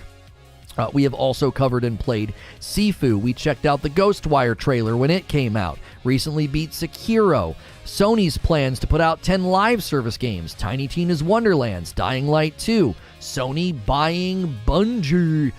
We've covered all that stuff on this channel. So if you're interested in variety gaming news coverage as well as Elden Ring and FromSoftware games, you're in the right place. Just hit that subscribe button and set that bell button to all so you don't miss my stuff when I go live. Monday through Friday, we're here putting on what's basically a live interactive podcast. I'm like video game radio. Just throw me on in the background of your day. I am safe for work, so you can do that in confidence.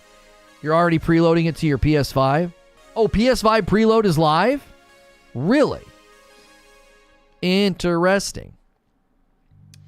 Just got my deliveries notice for the collector's edition. Nice. Very nice. Morning, Lono. Hope you have a nice weekend. Hope you had a nice weekend. Enjoying the stream so far as always. Thanks for the continued content. Thank you, Dylan. I appreciate that. When do you think it's worth buying the Crystalline Aura for Lost Ark, or can I just skip it? If you're playing that game like super hardcore, I think the Crystalline Aura is worth it. You know what I mean? I think it's worth it. If you're playing a lot. It's $10, you know? The last time I didn't... what's good, Sony Kent? Dope stream today. Hope real happy for you, boss. Thank you. It's sports talk radio with less sports. That's right. Zimzilla says, looking at the lore, it definitely doesn't feel like something G.R.R. Martin would have written, but regardless, I'm hyped to play Demon Souls 7. I mean Elden Ring. Well, Zimzilla, you know, it's interesting. G.R.R. Martin did not write the game, did not write the lore. He set up the world, and then it's all written by the FromSoftware writers. So he did not write the lore. That's why it doesn't feel like he wrote it. He kind of established the world and sort of set up like parameters and trajectories, but then everything else was not written by him. So there is some confusion there. There are people that think like he wrote the lore, and it's like, no, he didn't. He basically assisted in establishing the world. Yeah, he helps build the world. He helps build the backstory. And then that kind of sets the trajectory for the land between the Eternal War. I think, now here's the thing. The trailer from yesterday literally ends by saying, Rise Tarnished and become an Elden Lord. And to me, I have to think that's going to play a part in something. You becoming an Elden Lord is going to play a part in DLC. It's going to play a part in... I know New Game Plus is going to... New Game Plus is going to work as it's traditionally worked. But I'm telling you right now... I think they've got different plans for how they're going to expand the game with DLC. I think it is going to relate to the fact that we become an Elden Lord. I do. This world he built, do people finish writing, and this people that he built, do people finish writing novel series? Interesting. So I've outlined a theory that what they're going to do is there's going to be a version of New Game Plus that will launch at a later date, okay? It'll launch at a later date, and what it'll do is it will have you playing through the game. The map and the world will be different because you're an Elden Lord, right? And if you're an Elden Lord, that means the runes have been taken back from the demigods. That means that the war can end, and that means something else will be happening. Again, this is all theory, right? Hello, good. When will you start playing it live on your channel? Will we have it today? I send you my regards. Thank you. We are not able to play it today. We will be playing it Friday. I will be able to boot up at 6 p.m. and play and record footage for our other channel. We have a smaller channel called Reforge First Look, and that channel we'll be able to get a nice recording for and get that up as soon as possible. But as far as my live streams and me playing, I don't know. I don't know if we'll play Thursday evening or not. I've not thought about that. That might not be in the cards. We don't generally do evening streams, but the fact that PC can play then, I don't know. Maybe we'll jump in that night and do a couple hours just to get started. I'll strategize with my producer about that and what we think is the right call. Because we did Horizon Forbidden West this last week Friday night, and the turnout was solid. It wasn't super high, but the turnout was solid, and the video did very well. So Elden Ring would likely do even bigger because it would literally have just launched. So I'll have to strategize. Let me make sure. I'll check the calendar. It might not even be a possibility. No, calendar's wide open, so I can talk with my wife, strategize with my producer, and we can think through what we want to do. I don't believe being an Elden Lord will impact the game much. Becoming an Archdemon, Dark Lord, King of Hollows, a Great One, or Shura never really did have much impact. It'll probably be a MacGuffin. You make an excellent point. I'm just telling you, my gut instinct about this game is that they're going to do more with it than just traditional DLC. That's my gut instinct. They've built an open world game, and therefore I don't even think DLC can function the same way in an open world game. I think it'll function differently. I think it's just a theory, and it's just an idea. My gut tells me that they're going to treat this game differently. Maybe treat it more ongoing. And I know people don't like the idea of an ongoing game or a live service game, but I don't know. I've got a feeling about this game. They're going to treat it differently than the other games. You wouldn't want Martin in charge any more than the world outside, than Outline. If he was actually writing, we wouldn't have Elden Ring until 2035. Right. I think From Friday would be awesome. It's almost From Friday, right? We were thinking of doing that on Thursdays. Call the afternoons almost From Friday and start playing like games that are similar but not quite from software games. Do we know if invasions will be peer-to-peer connections like the Dark Souls games? I don't mind being invaded or getting my butt whooped, but the lag was horrific. I don't know if they've indicated if it would be through a dedicated connection or not. I believe it would probably be client-host peer-to-peer, as I don't think they've rebuilt all their netcode and their structures. From what we've heard, it's not really any different than the former games. 2 hours off stream creating your character and then have a big reveal. Even if we literally just boot up on Thursday and just do that, just fiddle around with the character creator, wander around, fight a boss, and then be like, all right, guys, I'll see you tomorrow. Even something like that might be really enjoyable and worthwhile. Do you know what I mean? Because, it's going to be a big game. It's going to be a big release. We've put a lot of work in to prepare for this. We've gotten a lot of subscribers that subscribed and tuned in on Fridays because of my Elden Ring coverage or my Sekiro playthrough, You don't find it weird there's no season pass? Dark Souls 3 had a season pass? I don't know. They haven't said anything about DLC. And again, that makes me think they've got bigger plans than traditional DLC. It's possible they don't want to talk about it because it would confuse people prior to launch, and they don't want that. They want a nice, clean, crisp launch. Everybody gets the game, everybody plays the game, and then in a couple of weeks, they'll be like, oh yeah, hey, let's talk to you about our plans for this game ongoing. Won't be surprised if DLCs introduce new land masses, much like how Elder Scrolls games, Blood Moon, Tribunal, Shivering Isles, Dragonborn, even the Dark Souls 3 DLCs. They didn't do DLC for Sekiro either. That is true. You know, get the coffee machine running, 48-hour stream, good luck. Oh, no. No. That reminds me. Let's see if we've had any coffee sales. We had 5 coffee sales yesterday. Let's check and see here. Let's check and see. We're going to have an alert system for that very soon, so when you order coffee, it'll like pop up on the stream. Half their games have had DLC, the other half haven't. Huh. Happy Tuesday. Oh, it is Tuesday. Literally. 2/22/22. And it's Tuesday. Golly. That's going to cause some problems somewhere, right? That's going to all the ladies checking their horoscopes right now are they're having a fit. Fuzzy says don't buy the coffee, it's too good. My wife says that all the time. She was like she can't drink the local coffee that she used to drink anymore. She can't do it. She's like, it doesn't taste as good. I'm telling you, man, that balanced acidity, you get used to it, and then you're going to go try to drink something else, and it's not going to work for you. It's not. The lobster, the upgrade to the crab. I hated those crabs, dude. I was counting Elden Ring as not having it. I guess we really don't know. Yeah. I'm going to jump in as soon as it goes live, midnight of the 24th here in Japan. Okay.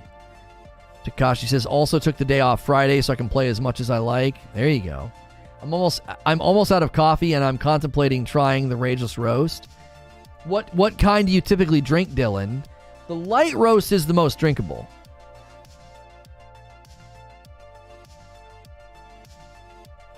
The bags were on the... Oop! Golly. What am I doing? Okay.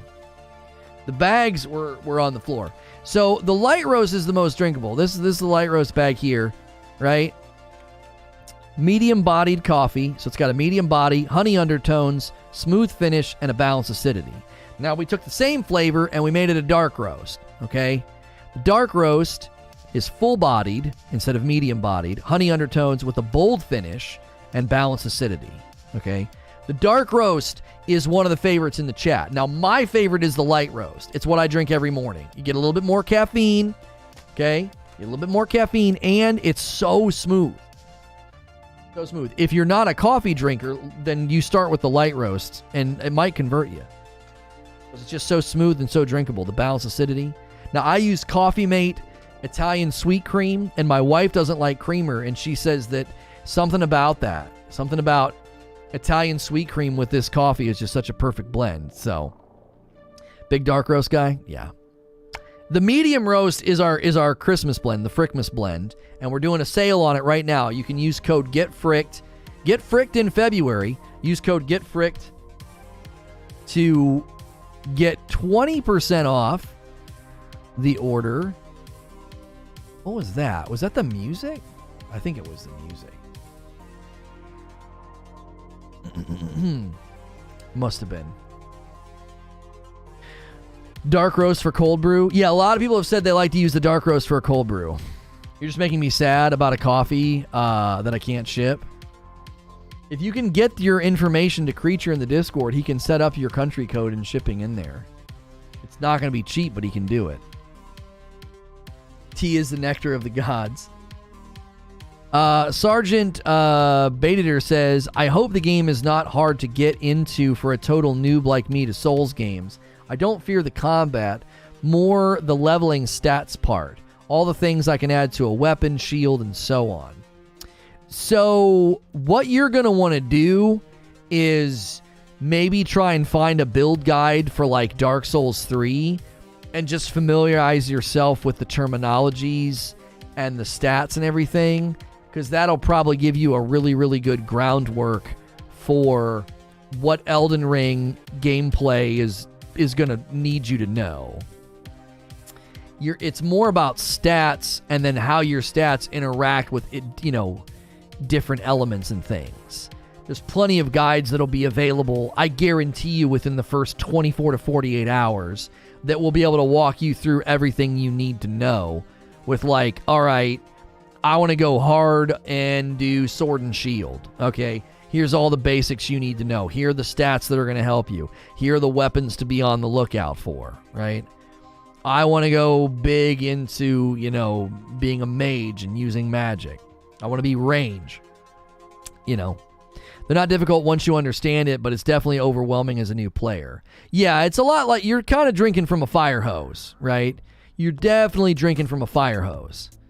And whenever you're just trying to get your bearings, sometimes it can like disincentivize you from continuing to play. You're like, this is just too much information, right? It can be pretty rough. Okay.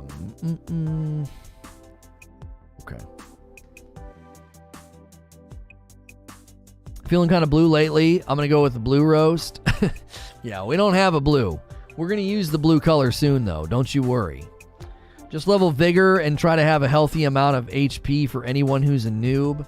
I don't know if that's good advice. If you just do vigor for too long, you're going to start to feel like you're hitting everything with a wet noodle, right? You're feeling like you're going to war with a pool noodle. So you're going to want to make sure you invest in vigor for sure, but you're also going to want to invest in a stat that aids your weapon. Be that strength or dexterity, whichever the weapon stat pulls from, right? Don't pump, and got to be careful not to pump stats past the soft cap and play through one. Right, early in the game, they don't need to even worry about that at all. They don't need to worry about going past the soft cap in the early game. It's going to take them a long time before that's a concern, right? Because if they're new to the game, it's going to be a while before that's a concern. It's going to be a while. It'll be slow going for them. Follow me, Noodle Brothers. That's right. That's right.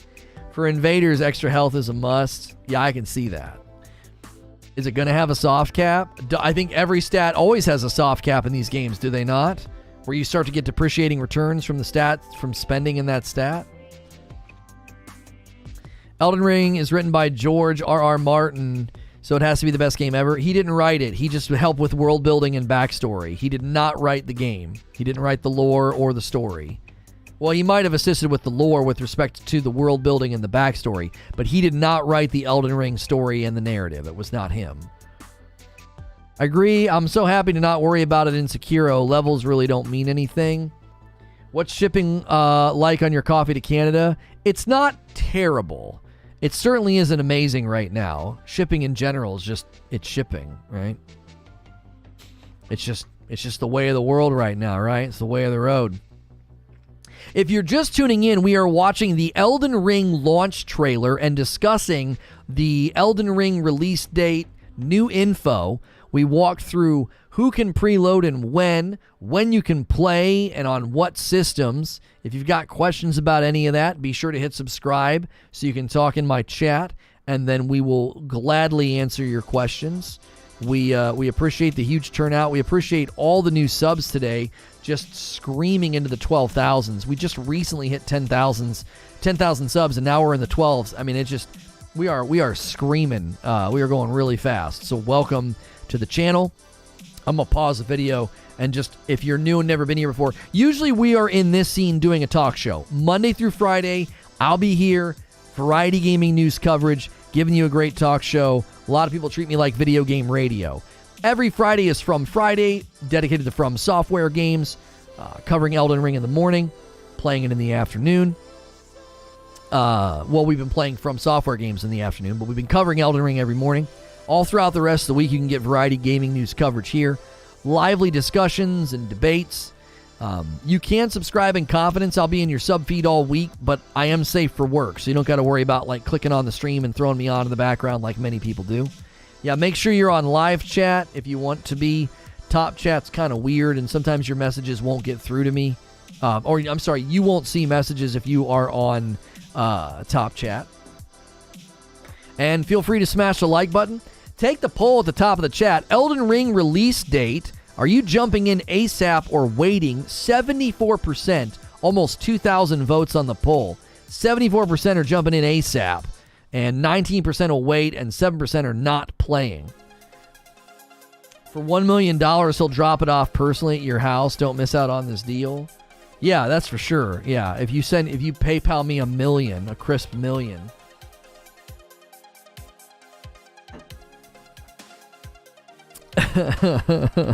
I don't know anybody that would do that other than maybe Mr. Beast.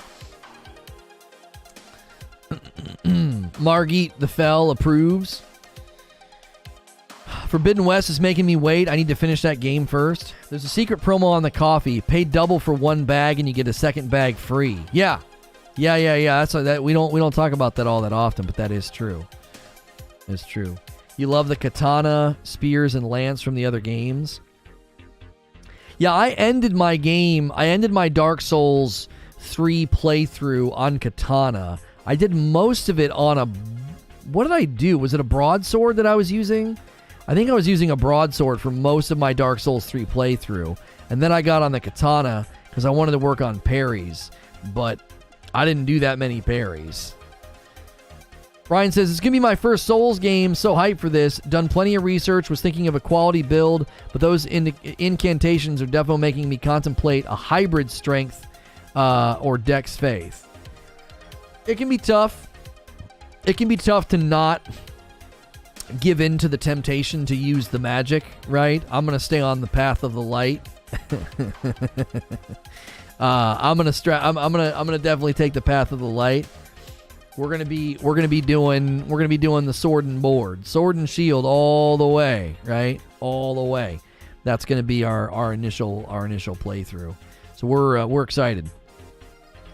I tease about not doing magic on your first playthrough, but we'll do a magic build later. We'll give in to the darkness and the temptation after. I actually am postponing Forbidden West for Elden Ring because of Elden Ring. I hadn't finished Zero Dawn before this week. Right. Just want to say good morning to you, brother. Funny how every time I'm in KY, I hope to run into you. Like you would know who the heck I am. I mean, you're going to be hard-pressed to run into me. We don't go out and do much because of, obviously the situation, and it just isn't worth it, and there's just not much, there's not much to do anyway, The most we would go out into the public even before was like maybe go to the mall or something, or the zoo, I hate that it's coming out Thursday afternoon, like do midnight or morning. How are you going to release your game at 5 p.m.? Well, it's because it's a PC thing, Ethan. So as soon as it hits midnight in New Zealand, the game's available to everybody on PC. Now that's not true for consoles. Consoles, it's available midnight your time zone. But if you're playing on PC, 6 p.m. Eastern time is when I'll be able to jump in and play. Somebody can create an AI that can save me from any and all spoilers on the interwebs. I would be hard cash. I would probably say it would be hard to run into Lono on his morning commute. Yeah, you're not going to see me on my morning commute. As you know, I come down, spend some time on the couch reading, and then come in here, schedule the stream, go upstairs, make my wife's coffee, come back down, jump on the bike, The PayPal fees on $1 million. Oof. PayPal would be so thrilled. They'd be like, thanks, that's great. They'd be like, that's great. Suddenly, all New Zealand servers will have millions of players this week. Wonder why? Yeah. I remember your little girl loves Qdoba, so I always think about that when I'm passing one. Yeah. What did she used to call it? Did she call it Obidoba? I think she called it Obidoba. I forget. I'll have to ask my wife what she called it. She wouldn't call it Qdoba. She would call it something else. PC guy complains about playing 6 hours before console players. The play embargo lifts that day, and so people will be using disc versions and probably dev codes to get early access. Oh, I'm sure. This is the kind of trouble I like. Too many good games to play. I don't know whether to finish Horizon Forbidden West or jump into Elden Ring, right? People on console in New Zealand get to play at the same time as PC worldwide. Yes, that's correct. Midnight New Zealand time, yes. Rough commute for me this morning. Cat ran across the legs, almost spilled my coffee. Gonna take a long lunch to get over it.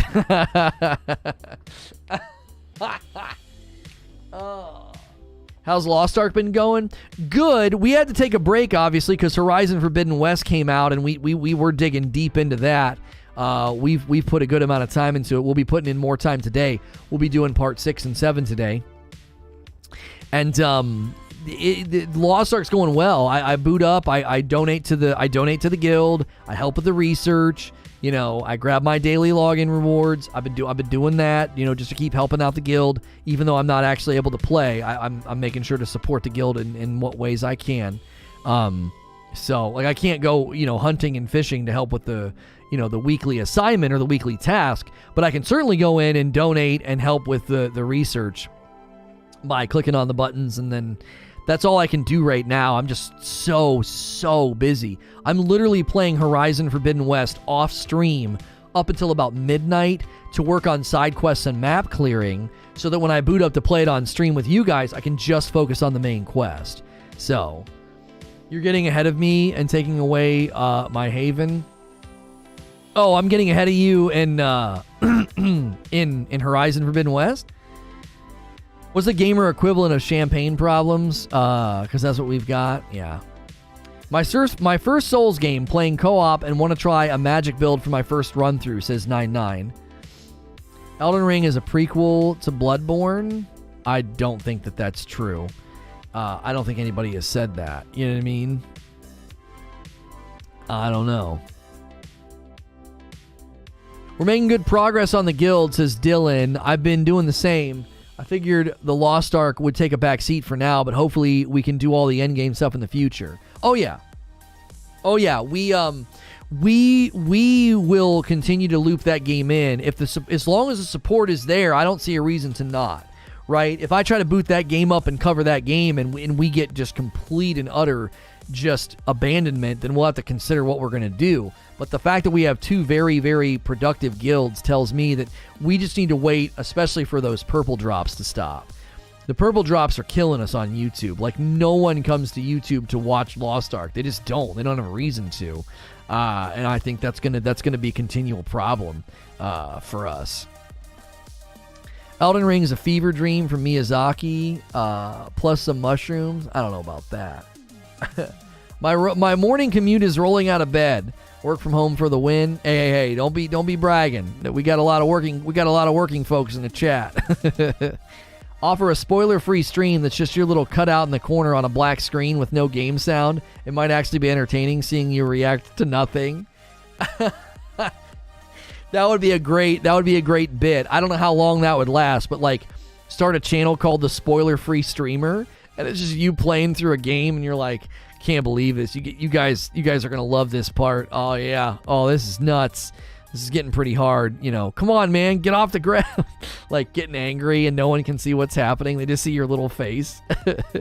I don't think that would go very far. It'd be funny for like an afternoon. It'd be nice for about an afternoon. Thank you, Soldier. Yeah, we peaked into the high 700s today. It's been excellent. I'm working. I just don't have to leave my house to do it. Oh, I know. I'm saying we got people that are out there, you know, in the working day grind. You know, don't rub it in their faces. Do you think Elden Ring will have a definitive ending compared to the previous games like Dark Souls, where the story still hasn't truly ended? I have actually offered up a handful of theories about this. I think because of the way that they've couched the story and that they're calling us to become an Elden Lord, I think there's going to be a DLC or game expansion at some point where they are going to allow you to engage with the game as an Elden Lord. That's my theory. This is part of my live service theory. I know people don't like the word live service, but they've said nothing about DLC. They said that New Game Plus is going to function as it has in the past. I believe all that is true. I believe, this is my gut instinct, that their plans on taking this game beyond its vanilla launch version, okay, and it's all its great New Game Plus features that you'll be able to enjoy, I believe they have different plans for this game long term. That's my gut instinct. So, my second job requires me to actually go places and sit in traffic. It makes me appreciate my full-time job is work from home even more. Oh, I believe it. Yeah, it's also, like what Vanessa's saying, it's also supposed to have multiple endings. If I remember correctly, they confirmed that. Yes, it is also supposed to have multiple endings. You'll have to play the game through multiple times to get all of them, they said. You won't be able to 100% the game on your first playthrough. They did indicate that in an interview. I don't know if not talking about DLC at this time indicates anything at all. It might not indicate anything. It might not. I'm just telling you what my gut instinct is and some of the reasoning for it, you know? I've seen some streamers call the bandit class the worst class. Yeah. There's a really, really good pinned comment on a recent Elden Ring stream. It's probably the most recent one that we did, which was about... What was it about? What did we cover? It was something to do with the leaks. Yeah, new leaks, no spoilers. If you go and check the VOD of Elden Ring new gameplay, no spoilers. I was warning people that like the whole game had apparently been accessed by people and they were posting leaks and people were streaming it and all that stuff was getting taken down. But I was warning people that it was out there. On that stream, I believe I have pinned a comment from someone named Donut. And here's what he had to say about classes, okay? He said, say you pick Samurai. It comes with, for the purposes of this example, a Samurai Katana. Let's say there is a Knight class and it comes with a Knight Sword. Let's say you play for a bit and in this first area you find a Knight Sword. If you equip the Knight Sword, you are now identical to a Knight class minus half a dozen stats that are in different places and with different armor, okay? That's it. Classes are just starter kits. They do not have any intrinsic qualities. You're not picking gameplay styles when you pick classes. I repeat, these are not classic RPG classes. All the functionality is in the weaponry and the spells. Now you might say, quote, but stats, those are important. And something like, quote, some classes have low starting stats. But stats aren't that influential or that limited. These games are action games before they are RPG in most cases, and that's on purpose. FromSoftware typically does not want resources to be the thing that decides a battle for you. So the difference between 10 vitality and 20 vitality only lets you survive like 1 or 2 more attacks, and you level up like 5 to 10 times after every boss. And stats effectively soft cap at 40. Like the only thing stats are super influential for are weapon requirements, but most weapon requirements are in between 10 and 25, with only the unique, more specialized weapons, not always being that good, having like a 30 or over stat requirement. The thing that is influential is upgrading gear. So much so that I remember hearing people say Dark Souls 1 did matchmaking based on your highest upgrade tier reached. A plus 5 Knight Sword is worth more than 30 strength, as an example. I'm not exaggerating when I say classes only matter, 1, for the first hour, literally, or for people who would recommend a Claymore to start with. 2, they also classes matter for people that are going to do serious PvP and are going to cap themselves at level 120. The community decided the competitive level would be 120. And for the record, all the people talking about Wretch are talking about this level 120 cap when they want 9 more points to allocate for themselves. Now, here's a bonus caveat. Spell players do have a spec more intelligently because they require more stats to equip their things, and this can be complicated if you are a physical magic hybrid without a lot of extra stat investment. But this is an edge case, and only people who know how to build will be doing this in the first place. Bonus caveat number 2. I almost forgot that weapon arts are now unlinked from weapons, so weapons are even more generic than they were in Dark Souls 3, where you ran a katana to get both the katana movement and the unique ability. You can have a knight doing katana parries now potentially to drive home that classes aren't distinct things. So that's Donut. I pinned that tweet because I found it to be helpful. Then he replied, When it comes to starting second characters, like you were saying, what you're probably going to do is exercise your map awareness and do certain weapons early to start your build around. So, for example, you start a PlayStation character, you're like, all right, guys, we need to go to the, and I'm just making it up, he says, we need to go to the Ice Castle so I can get the Ice Staff. I'm going to be making my build centered around this on this character. And then you'd have like a shopping list of items and weapons and arts and upgrades you would want to find and route around that map to get them. It's a meme, but this is exactly how people operate with the Claymore. People know exactly where that MFer is sold and or found in every Souls game. Your knowledge of the world will be more influential. It will be a more influential thing. So that's a lot of well-written information from a guy named Donut. He always has really good insight with FromSoftware games, and he leaves really, really lengthy comments. So I pinned that on that stream if anybody wants to go reread what I said.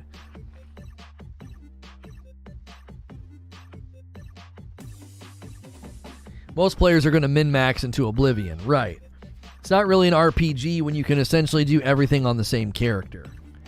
If you want to be a magic user, you're going to have a heavy stat investment into the appropriate categories for damage and FP.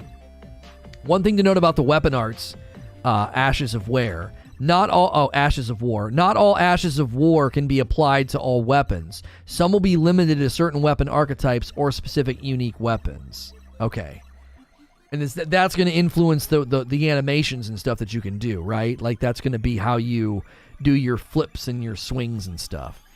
If you have never been here before, I want to say a welcome to you. Let me pause the video just a second. Welcome on in. This is Reforge Gaming, and we do a gaming news show like this Monday through Friday. A lot of FromSoftware coverage. Every Friday is From Friday on this channel, but obviously throughout the week, if we feel it's pressing, we cover more FromSoftware stuff with Elden Ring. We will be playing Horizon Forbidden West more this afternoon. I'd love to see you support that gameplay. We are thrilled that both talk show and gameplay are being supported on this stream. Tons of Elden Ring gameplay and coverage coming up this week and next week. Make sure you're subscribed. Make sure you've got that bell button pressed. Smash the like button. Take the poll at the top of the chat. Over 2,000 votes. Elden Ring release date. Are you jumping in ASAP or are you waiting? 74% of you have said ASAP. 19% are waiting and 7% are not playing, I'm sorry. By the way, I am a Safe for Work broadcaster, so you can subscribe in confidence. I'll be in your sub feed Monday through Friday covering gaming news, and you can tune in. People throw me in the background. They treat me like video game radio, and they can do that without worrying about like the kind of language that I'm going to use. I'm going to do my best when playing Elden Ring to not swear. I swore a couple times playing Sekiro, and I need to not do that. I need to not do that. If you're doing super duper min-max, then go Wretch or whatever the deprived equivalent is. It starts at level 1 with not a lot of stat distribution. Yeah, you can do... People said either do Wretch or Prisoner if you're trying to do a very stripped down starting build. It's either Wretch or Prisoner. I think Prisoner's if you're going to want to do a stripped down starting, but then lean into magic. I think that's what people said. Elden Ring looks horrible, no story. You gotta be, you're memeing, right? You're memeing, right? It's like an epic fantasy novel in video game form. Nobody's talking about the flail. How is the story for Dark Souls told? I heard it's not very upfront. Yeah, Dark Souls stories are usually pretty cryptic and they're very mere, M-E-R-E, they're very mere. And very tenuous. You got to kind of go read the lore on your own. And so the storytelling in this is going to be more like what they did in Sekiro. That's what the interviews have said. So there'll be more cutscenes, there'll be more narrative-driven moments. You'll be tracking with this story quite a bit more than the previous Dark Souls games. He's right. He was also the first one to identify Aloy's beard. Yeah. It looks horrible. It's not going to be a good watch. Okay. Well, then don't watch. Who does that? Why would you be watching something you think is going to be bad? You know what I'm saying? Like, that's bizarre to me. Like, are you a stupid person? Because you're acting like one. I'm going to be going dual-wielding katanas. Yeah, the dual wielding looks really, really cool. It looks really, really clean in this game. It does. It's all about what you're after. Wretch is stripped down, but it still has stats you can't get rid of on respec. Right. Right, yeah. So in your mind, Eugene, if you know full well what you're going to look like in the end game, you would pick a stat lean in the beginning. Is that what you mean? Because you know that stat lean's also going to have like really low stats and stuff you're not interested in. Dark Souls makes you go and find the lore because you want to. Yeah, it's quite a bit different story delivery. Yeah. I didn't have to do that in Sekiro. I knew what was going on the entire time, you know?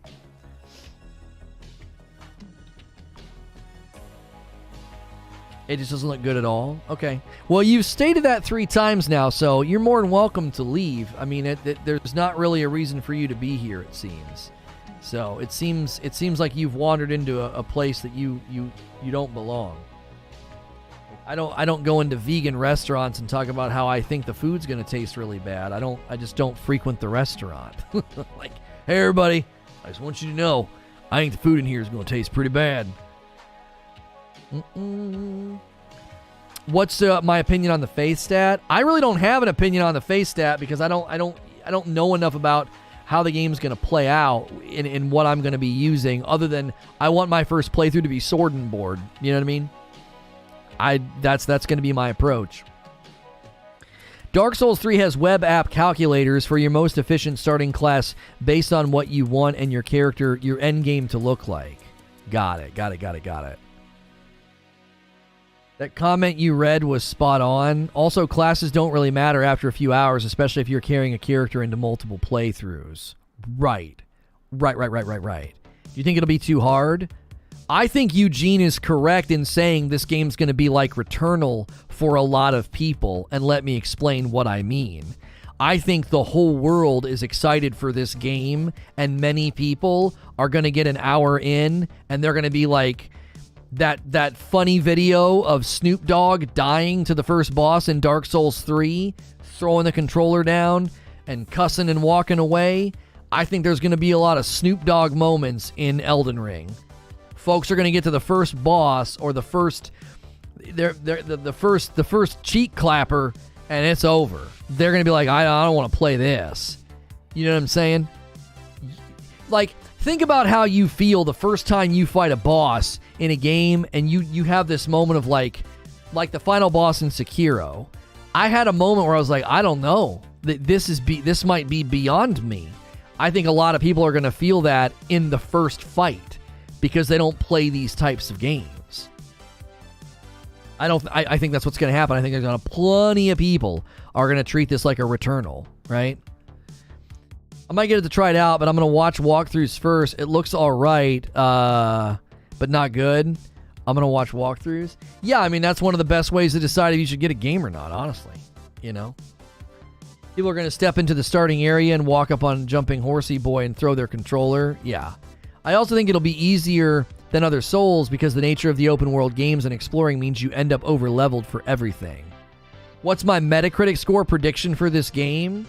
Okay, so I think the Metacritic reviewers are going to give it like a 93. 90 to a 90, somewhere between 90 and 95. It's going to get an excellent rating. I think this game is likely going to be Game of the Year. Now, I think the user scores are going to roll in and immediately be great because the FromSoftware fanatics are going to flood the scores with 10s and 9s. It's beautiful. I love it. The wait is finally over. It's finally here. Oh my gosh. Right? Now, the Returnal effect is going to happen. It will. Like, watch. Returnal Metacritic. Okay? Let's go to the Returnal Metacritic. 86 from the reviewers. 7.3 from the users. Do you want to know why there's a disparity there of more than an entire point? A 1.2 point disparity? I'll tell you why.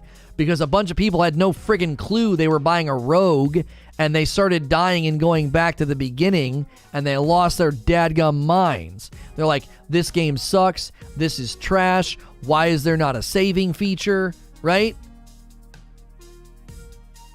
I'm telling you, that's going to happen. So, like, I think that the user score is going to plummet on Elden Ring into like the 7.5 to 8 range. And I think the review scores from the critics and the people that actually know what the frick they're buying are going to be giving it like between 8.5 to 9 to 9.5. That'll be the main range of scores. 8.5 to 9.5, right? And I think the user scores are going to be all over the dadgum place. Because people are going to be like, oh, this game looks amazing. I thought it was going to be so fun. And they're going to get absolutely obliterated. Returnal was misleading with what type of game it was? No, it wasn't. It was literally in the description that it was a rogue. Ishin took you 16 hours. It took me 5. On average, I beat pretty much every boss in Sekiro in an hour and a half or less. I went in there I got my ego crushed by Ishin. I went in there thinking, most bosses in this game haven't taken me more than an hour and a half or so. And Ishin was like, he's like, you're adorable. Even Owl. Owl took me an hour. And I know people like, go back and do this other Owl fight. But seriously, like, Owl took me an hour. 1 hour. And then Ishin took me 5. I think Eugene was commenting that you said Returnal was misleading about what kind of game it was. Not sure you misspoke. No, he wasn't talking to me. There's somebody in chat that said the following. Returnal was misleading with what type of game it was. Dave Langer said that. I've never said that. I've always defended it.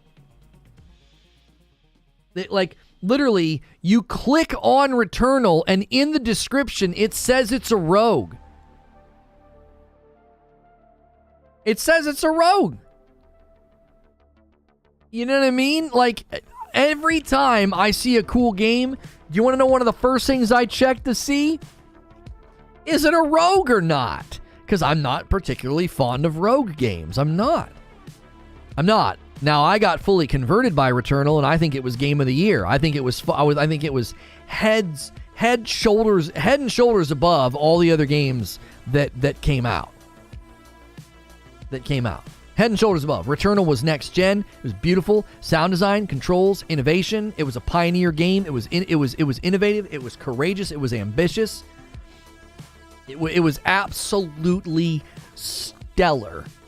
It was stellar. It didn't even get a nomination, which is a joke. What's a rogue? A rogue is one where you go back to the beginning when you die. I remember Returnal marketed as a regular RPG. You are remembering something that didn't happen. There was never any marketing for Returnal that said it was a regular RPG. That simply isn't true. Returnal was marketed as a regular RPG. Would you guys read that on Reddit somewhere? That's not true. It was never marketed as that. I cover video games for a living. I tune into every news outlet and source that's available to me. There was no coverage, no marketing, no nothing that said Returnal was a regular RPG. Everybody knew it was a rogue from moment one. I literally told people going into it that I might not be able to play it for very long because I don't like rogues. How did I know that? It was always marketed as a third-person bullet hell rogue. We knew months in advance it was a rogue. Yeah.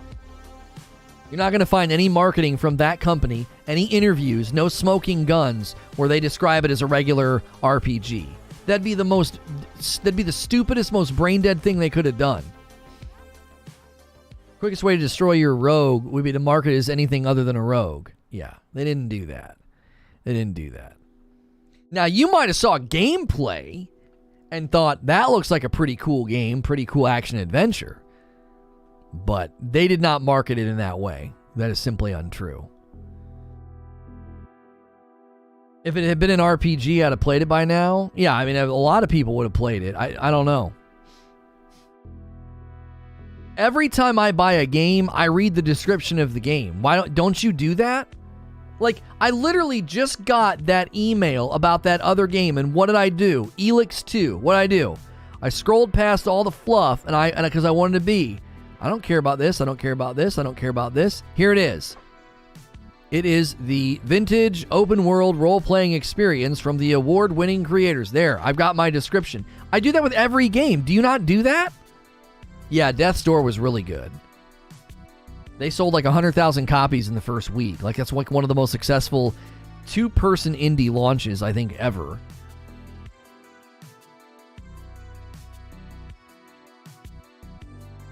Will Elden Ring be the GOAT? Oh, I think so, yeah.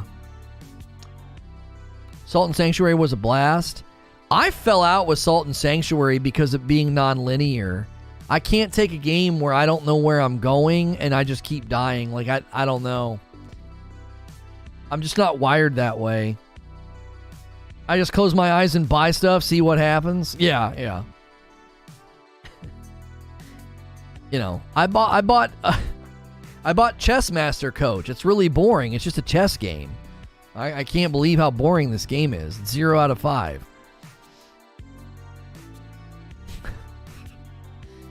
Despite being frustrating, I kind of chill when playing Returnal. I remember for a time I would boot up every night and just do the challenge. It was fun. You just boot up and grab the challenge thing because it like gives you like a really crazy gun, and if you beat it, you get like really great. You get that currency or whatever. There was a time where like every night I was just booting up and doing the challenge because it was like you knew you could play it in a certain amount of time. You didn't have to worry about beating the whole game.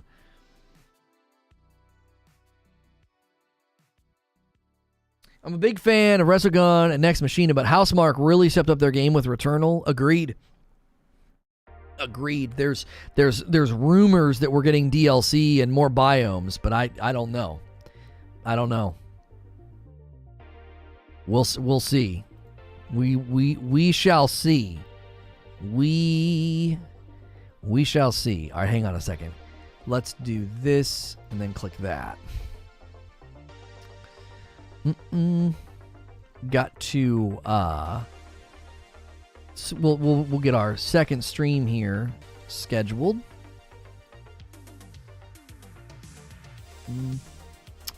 We're doing part 6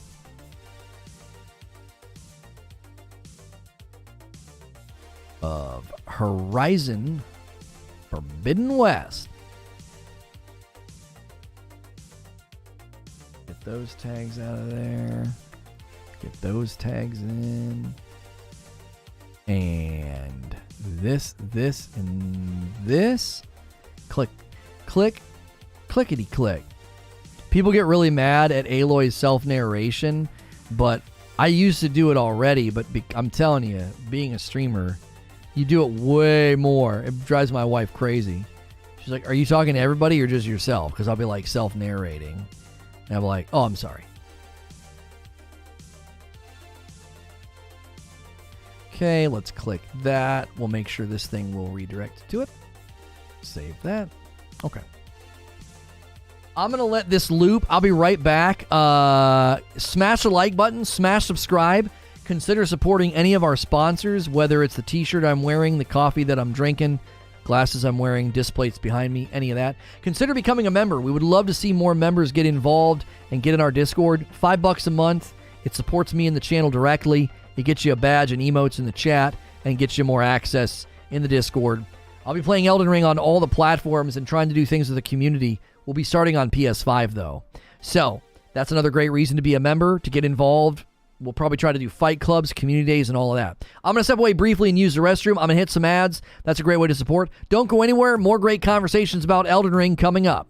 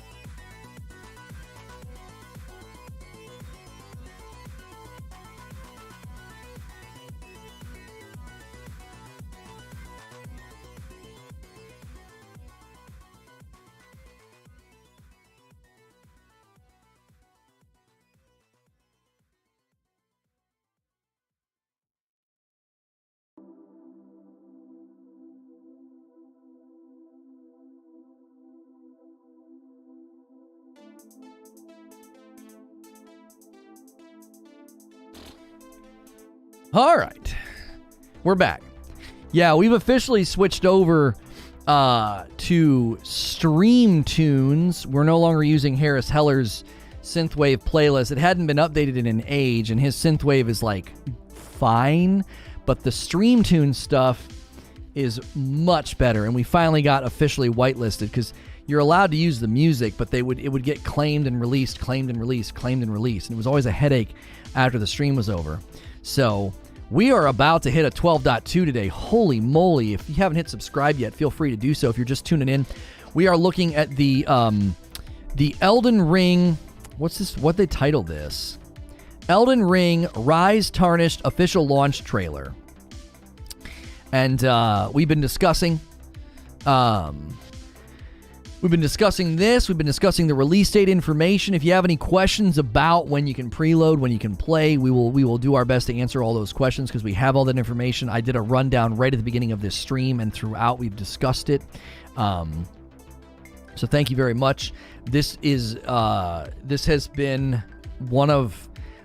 our way to being one of our most watched streams on the channel, which is just crazy today to see the results, the turnout, the new subs. The poll results are just crazy. 2,388 votes on the poll. That's our biggest poll we've ever had. And this stream is prized to be our biggest stream, I think, with the exception of when we did a couple like the Elden Ring live event and stuff. If you're clicking on the video because you found me in YouTube search, tons of people finding us through search, tons of people finding us through suggest.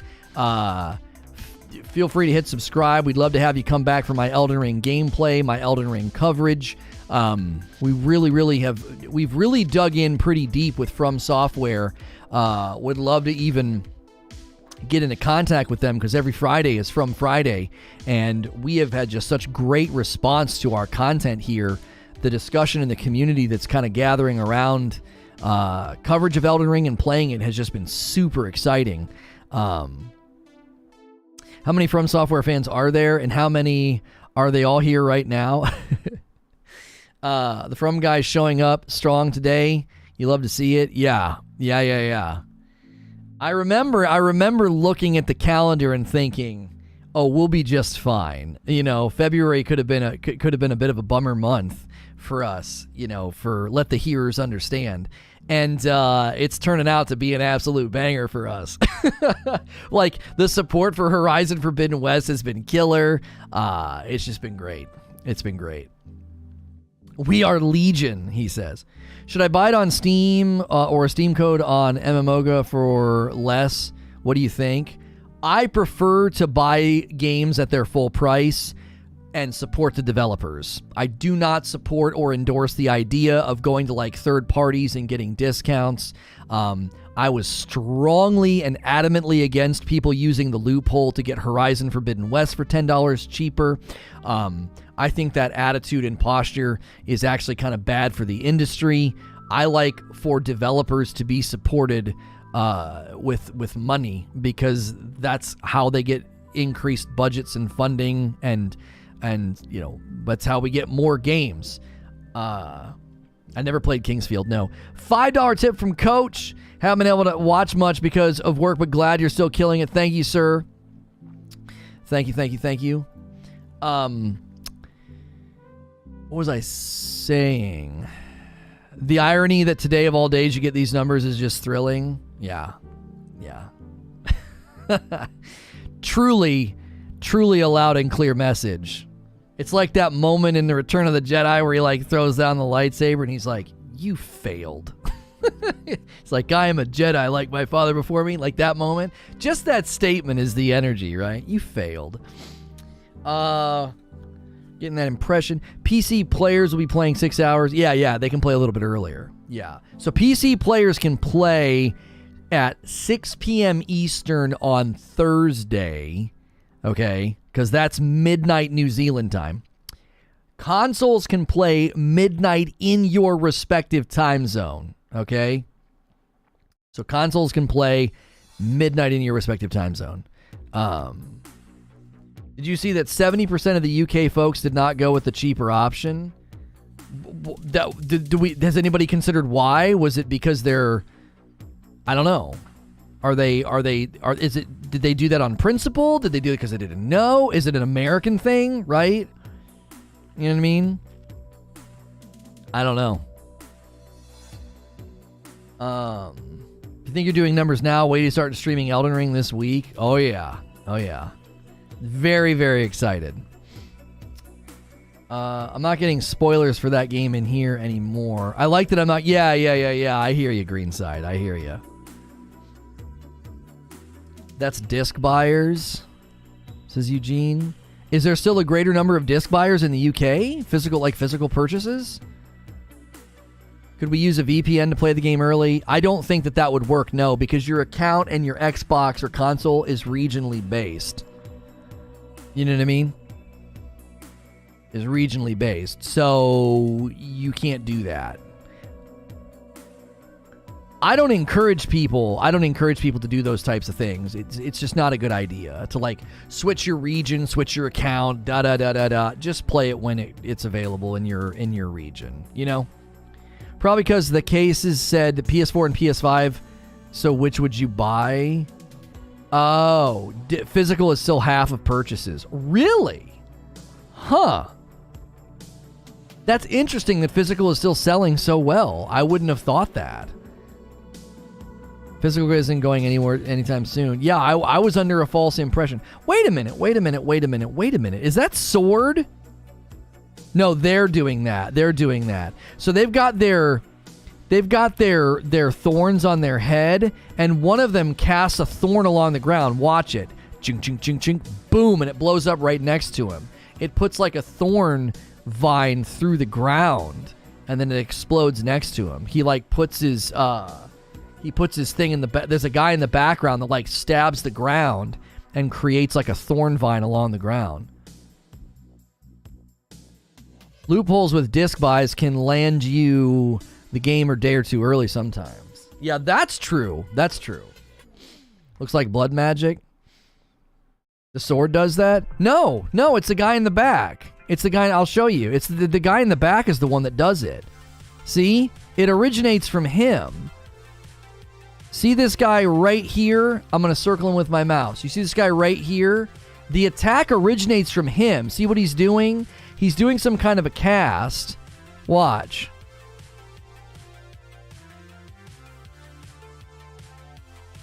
See? He's casting something. And it comes from him. And it almost hits the player. He casts some kind of a thorn vine on the ground. Maybe it's a weapon art. Yeah, I wonder if it's something that we can get.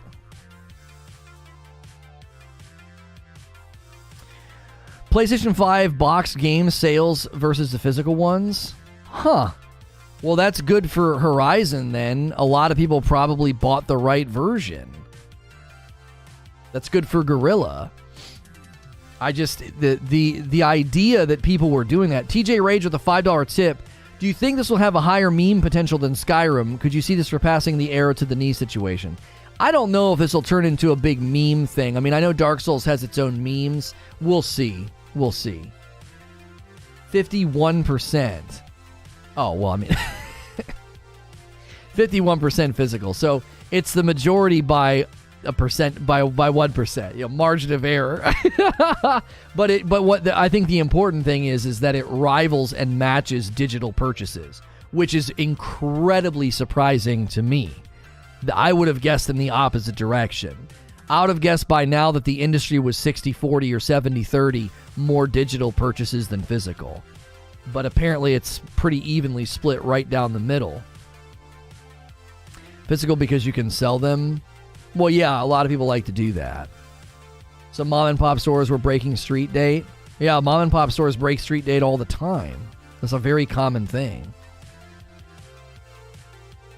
So many new subs today. If you are a new subscriber, I hope you've enjoyed your time today. I hope you enjoy the rest of today's shows. I hope you enjoy the rest of the week. And when we dive into Elden Ring, I'm very, very happy to see so many new subscribers today. Thank you. Digital caught up a little because of the sickie. Physical's often cheaper too. Will this game be better than Breath of the Wild? Those aren't games that I wouldn't really compare the two. 64% of all games purchased on console are digital. Physical media is dying, but it will not go away. Where'd you get your stats? 64% of all games purchased on console are digital? Maybe across the board. That's where digital's gonna start to win. Because across the board, you have a lot of smaller games and indie titles that you're not going to want to risk going to the store to try to buy, or they're not even physical in the store. You know, not there. You've got the digital marketplace is flooded with games like that, I'm sure. And then you go to the store for the big releases. Yeah, PC is going to be a very different story for sure. How many, like, the Steam marketplace is insane. On console, it seems pretty evenly split. Physical doesn't make sense anymore since you still have to install the game to your console, which is going to take up space anyway. Well, because people feel like they own it. People feel like it's theirs. They can take it and trade it. They can get some of their money back, right? That's reasonable, I think. I think that's reasonable.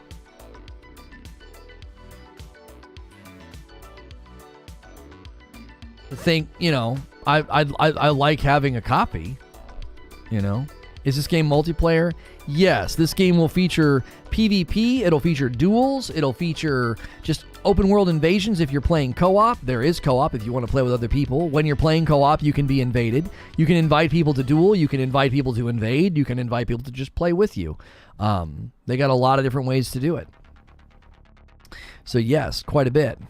Oh, good for Ashley Birch. I literally booted up my PlayStation and she's sitting there like, Ashley plays. The incredible Ashley Birch visited the Guerrilla office and joined community manager for the first main. Oh, so she played through some of the game. That's cool.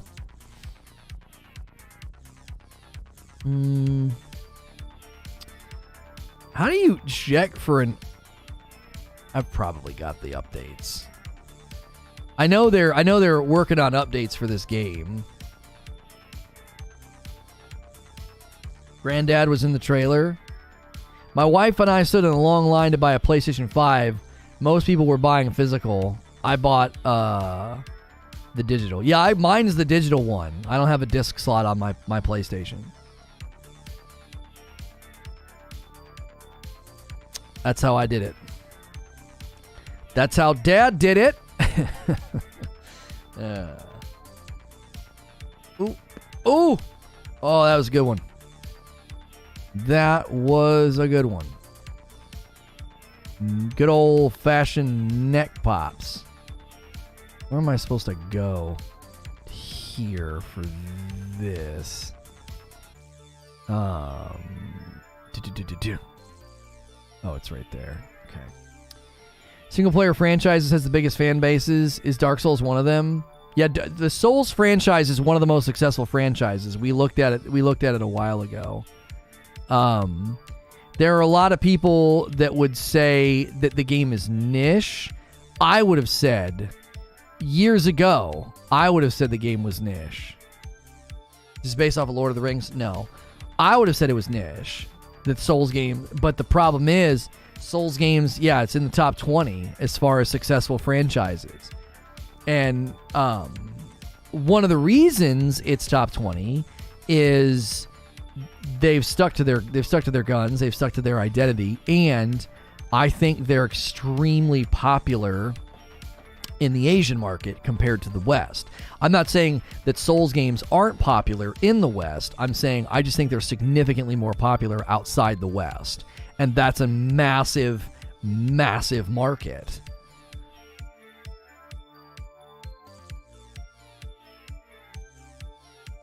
Help settle a debate that a friend and I are having over why games haven't went to flash drives versus discs.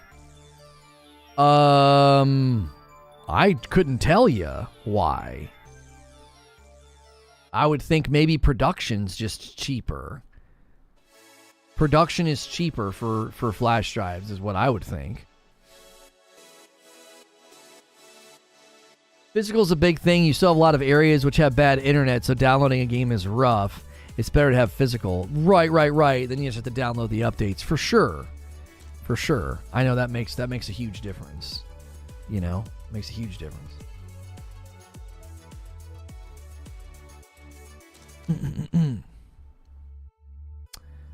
Seeing if there's any news about it. I'm just checking my news feeds here.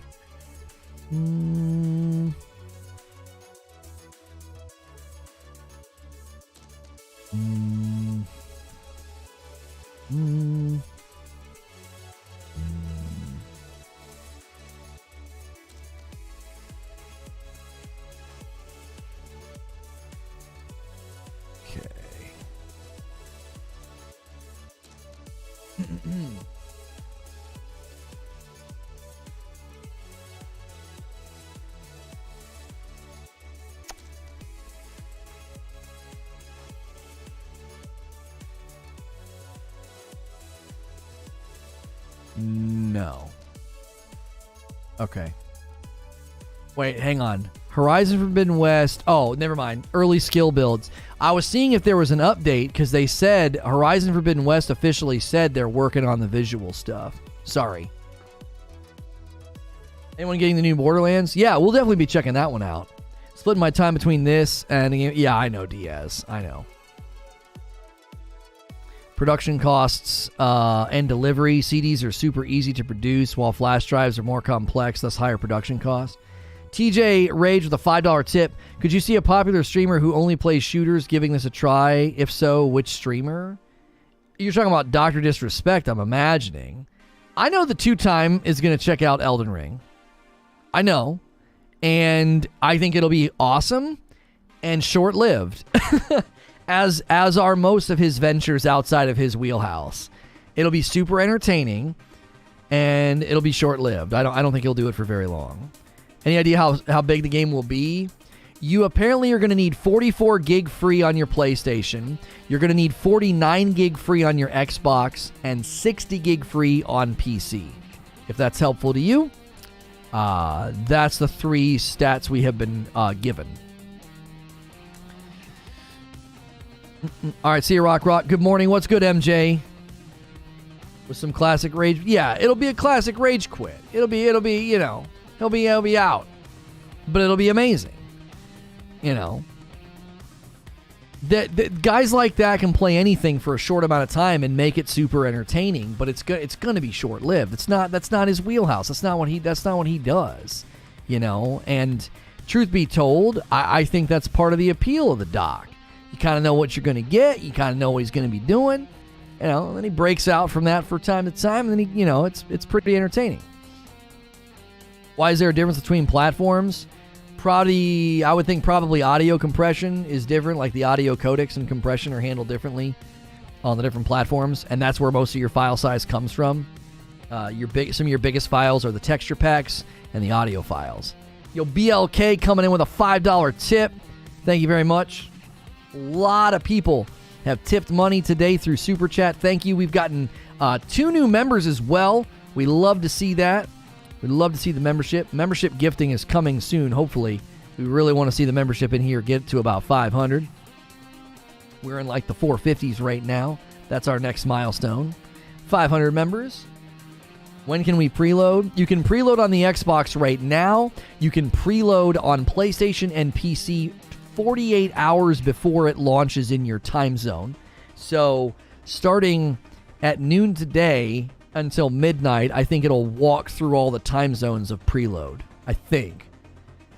Keep the double dip going. My man Mitch coming in with 4 months doing double dip a membership on both channels. Thank you very much, man. You guys that are doing that, we greatly appreciate it. That's made a huge difference. That's made a lot of the transition and changes that we've made possible. The other channel will be getting stuff. We're gonna try and give you guys an update on that. You're gonna be very pleased with what's happening and what we're working on, but it's just taking time. Decisions and information and things that we, kind of analyzed.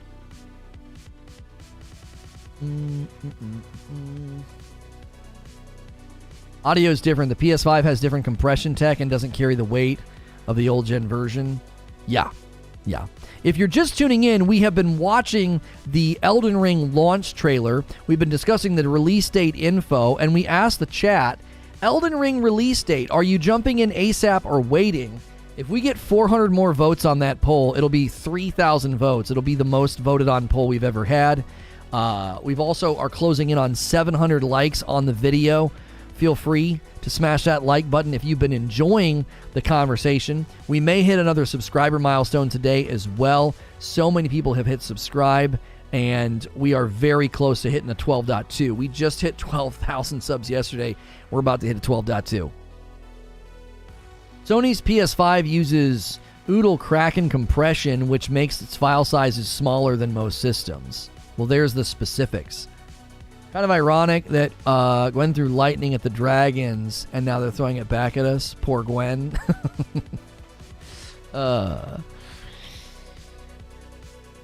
Doc playing Elden Ring is going to be Say Yes to Rage. That'll be fun to watch. Oh, yeah.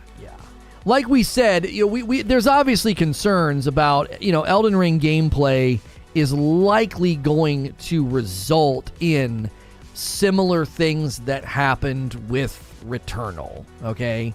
A lot of people didn't know Returnal was a rogue, and they got really angry once they realized it was a rogue. That's not on the developers, but that's just kind of the way it goes. What build am I going to be going with? My very first playthrough, I want to do Sword and Board. I want to do Sword and Shield.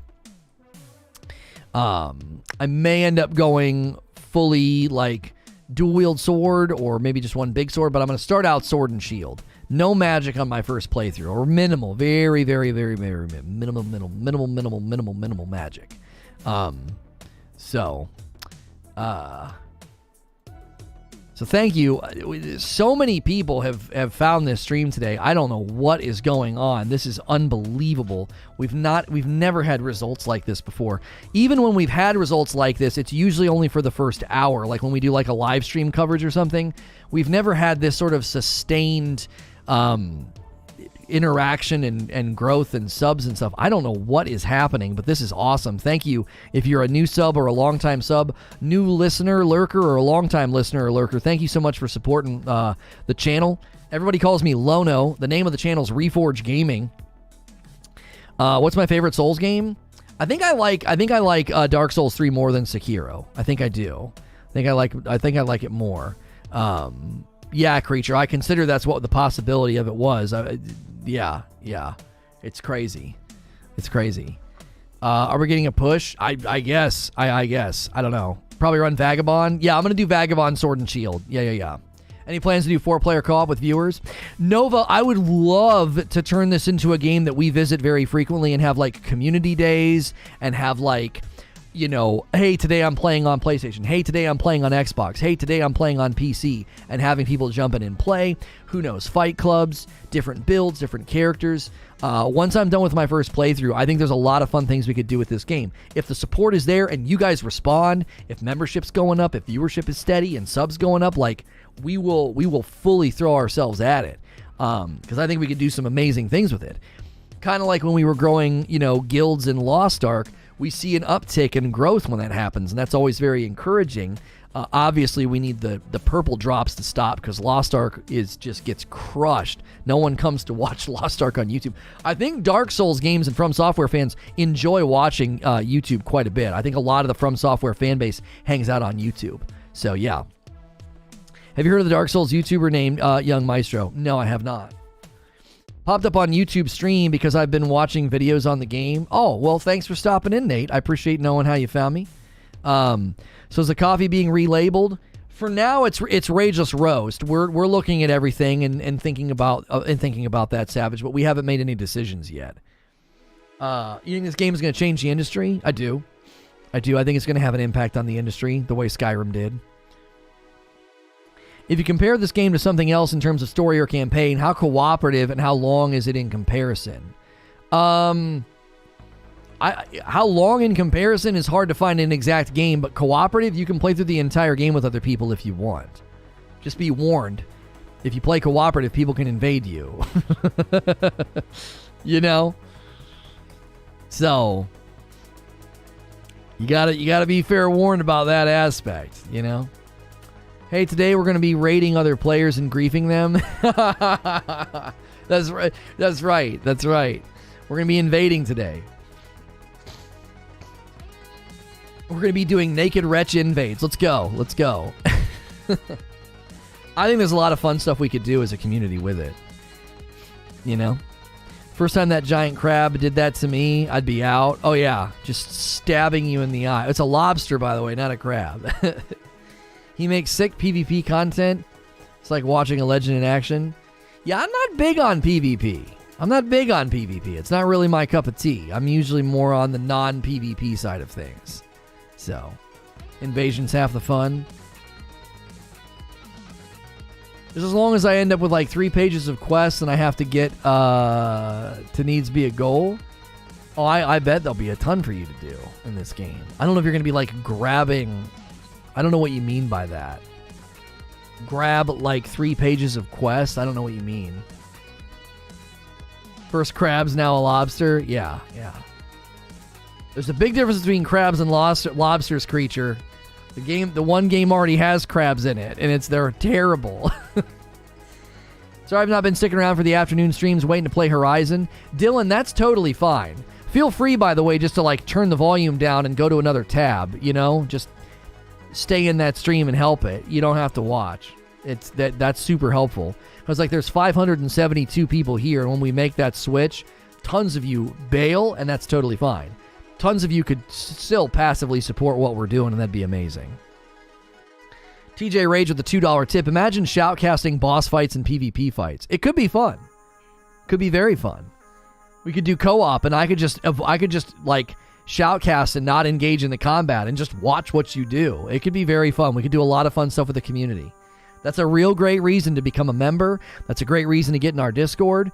Be involved in what we're doing. We got guilds in Lost Ark. We'll be playing Elden Ring together. We had people playing Halo together. We got a great community here. In what way do you think it'll impact the game industry? I think you're going to see a rise in games like this more so than before. I think there's going to be a rise in Dark Souls style games. I think you're going to see it first in Wu Chang Fallen Feathers, Black Myth Wukong, and Lies of P. I think those will be your first 3 sort of, hey, we're going to have some more mainstream, well-known Souls games. Right now, most games that try to do this are offshoot. Lesser heard of, Mortal Shells and your Salt and Sanctuaries, right? I think Elden Ring will influence the industry, and that more people will say that's a genre you can make a game in, and it'll be popular. Now you better be freaking careful. Because people are going to expect excellence. Because Black Myth Wukong looks amazing. They're building that in Unreal 5, and it looks phenomenal. It better be as good as it looks. Wu Chang Fallen Feathers has got animations ripped right out of Dark Souls. You better be good. You better be amazing, because that's exactly what people are going to expect. People joining other games won't progress their own game, just a heads up. FromSoft multiplayer quirks. Oh. I subscribed so I could ask some questions. Staying to learn more about Elden Ring. Hope to see lots of content on it. See ya. Oh, thank you. I appreciate that, Benjamin.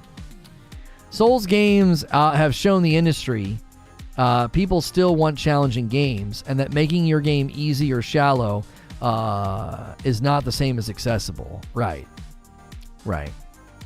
I agree with that. Neo 2 is a GOAT. Yeah, there's Neo 1 and 2, but I'm telling you, I think... do you play Code Vein? No, it's the only Souls-like game I've played. Yeah, there are games out there that are described as like Souls-like. Like people said that there was elements of Souls in Jedi Fallen Order, and that I think there was some truth to that, in that it was very, very challenging combat. You could really ratchet up the difficulty. The boss fights were really, really tough, But I think in general, there has been a hesitancy. I think that's going to change. I think in 3 to 5 years, you will see the impact of Elden Ring. I think we're on the precipice of 3 themes in the gaming world, okay? One of those themes is going to be more mainstream accepted MMOs. Because like a lot of the times MMOs are like, they're not really in the mainstream view.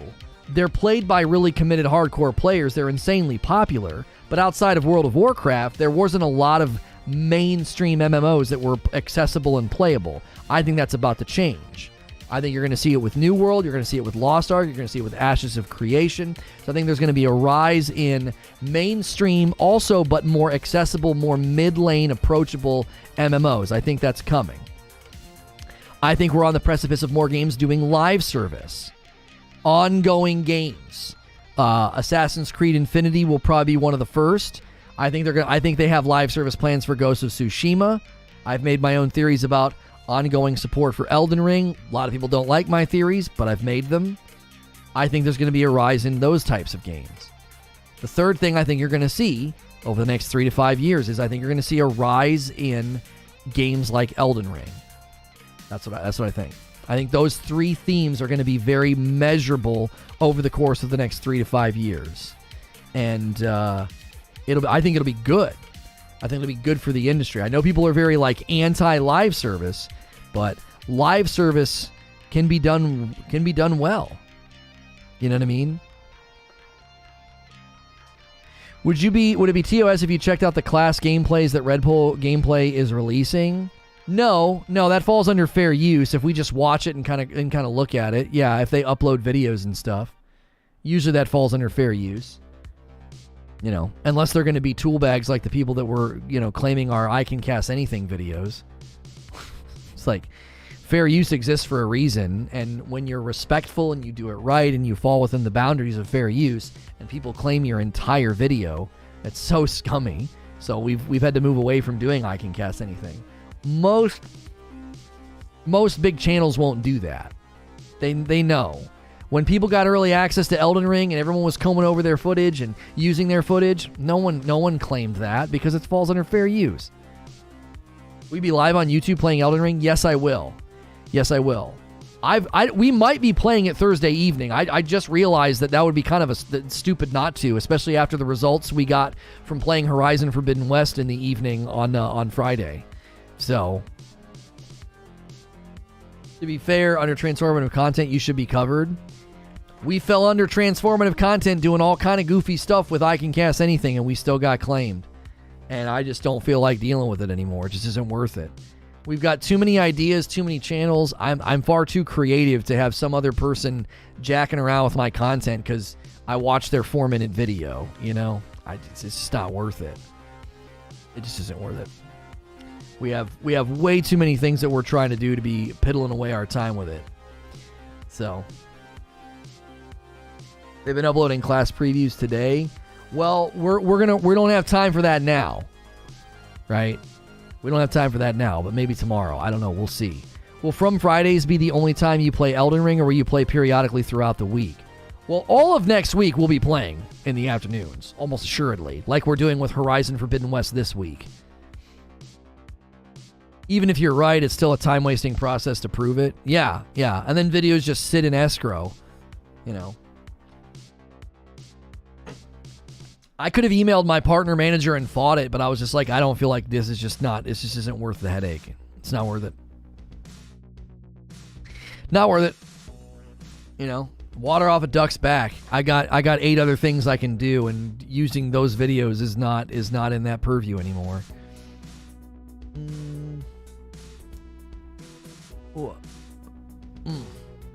So, if you have pressed the like button, subscribe, or voted in the poll, we need 250 more votes to hit 3,000 votes on the poll. That's crazy. We might actually do it. If you've enjoyed today's stream, I really hope to see you throughout the week. We have all kinds of things that we have plans for with Elden Ring. Every Friday is From Friday, which I'm a new FromSoftware convert. If you missed that little speech earlier today, I've most recently beat Dark Souls 3 and Sekiro for the very first time.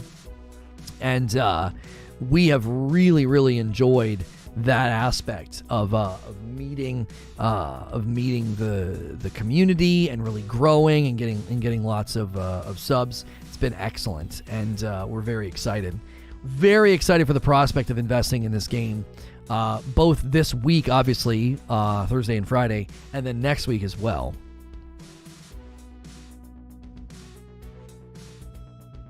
Did the insect fight get claimed?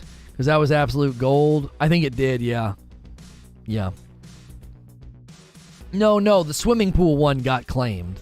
The guys that were building the swimming pool, that one got claimed.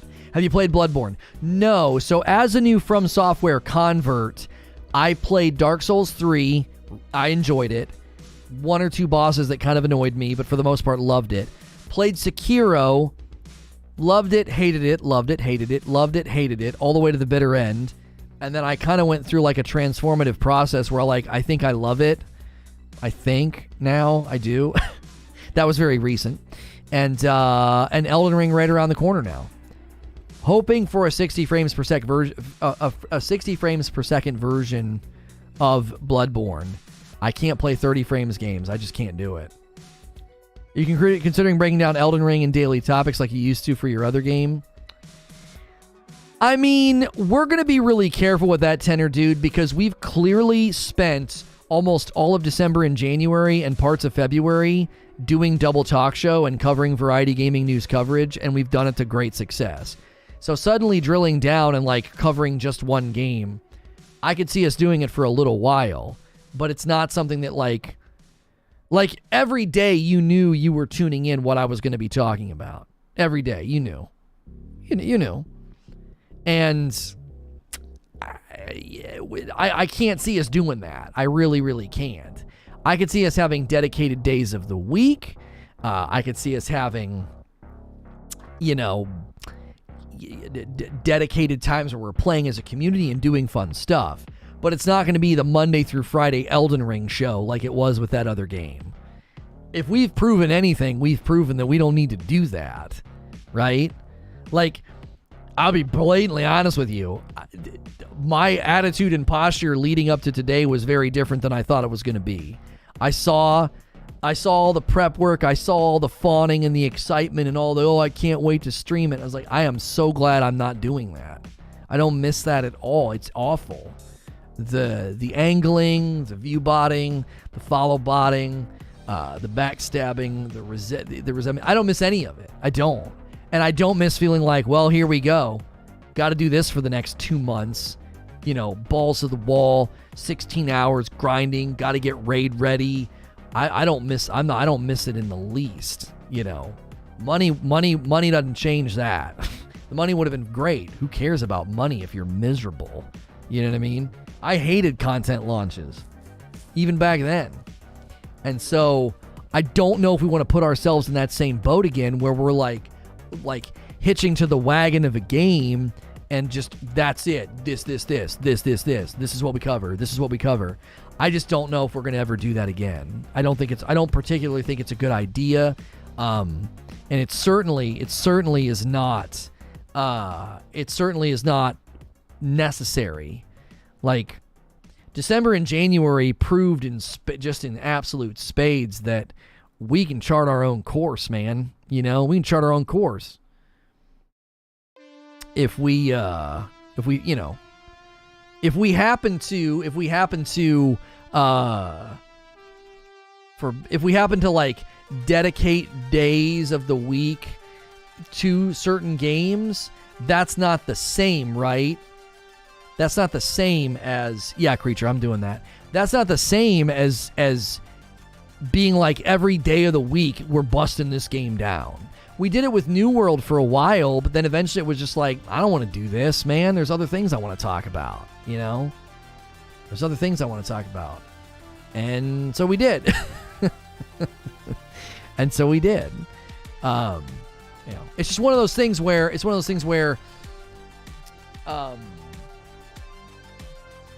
there's good and bad with drilling down in one game. I think there's good and bad. And there's pluses, there's minuses. And I think we've charted a better course. Imagine having a channel that size where you can do whatever you want, play whatever you want, cover whatever you want. Imagine what that feels like, right? That freedom, that sense of empowerment. I see the other side, and I just look at those people and I feel like they're just shackled to something that they can't be free of, and I don't envy it or miss it anymore. Perfect Paradox with 4 months. Thank you. I think you're going to be compelled to finish Horizon West. I don't know if you'll do it this week. something good. Quote tweet. Diving back in. Story is getting so good. Horizon. Oh, man. These people that misspell the freaking hashtag and then it trends. There we go. All right. I'm going to hit the Discord as well. So we're switching gears to Horizon Forbidden West Part 6. You can ride the redirect or click the link in chat. I would greatly appreciate it if you guys would hang out the rest of the day and support gameplay, because we're going to have very, very similar content flow with Elden Ring. Talk show, then gameplay. Talk show, then gameplay. And we greatly appreciate that. Even if you just ride it and then turn me down and don't watch because you don't want spoilers, that also works. That also works. All right. Links in the chat.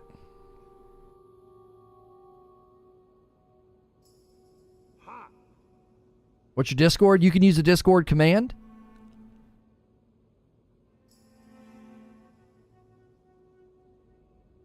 Hey, thanks for clicking on the video. Part 6 of my Horizon Forbidden West gameplay playthrough. I am going to have to recap one main quest mission that happened. I saved all the optional dialogue. It would not let me out of this base to go do side quest and map exploration off stream. That is something I've been doing to thin the game out a little bit so I can just focus on the main quests for the live stream playthroughs. So I'm going to have to give you a very quick recap of what happened when I had to play last night. So it was one mission.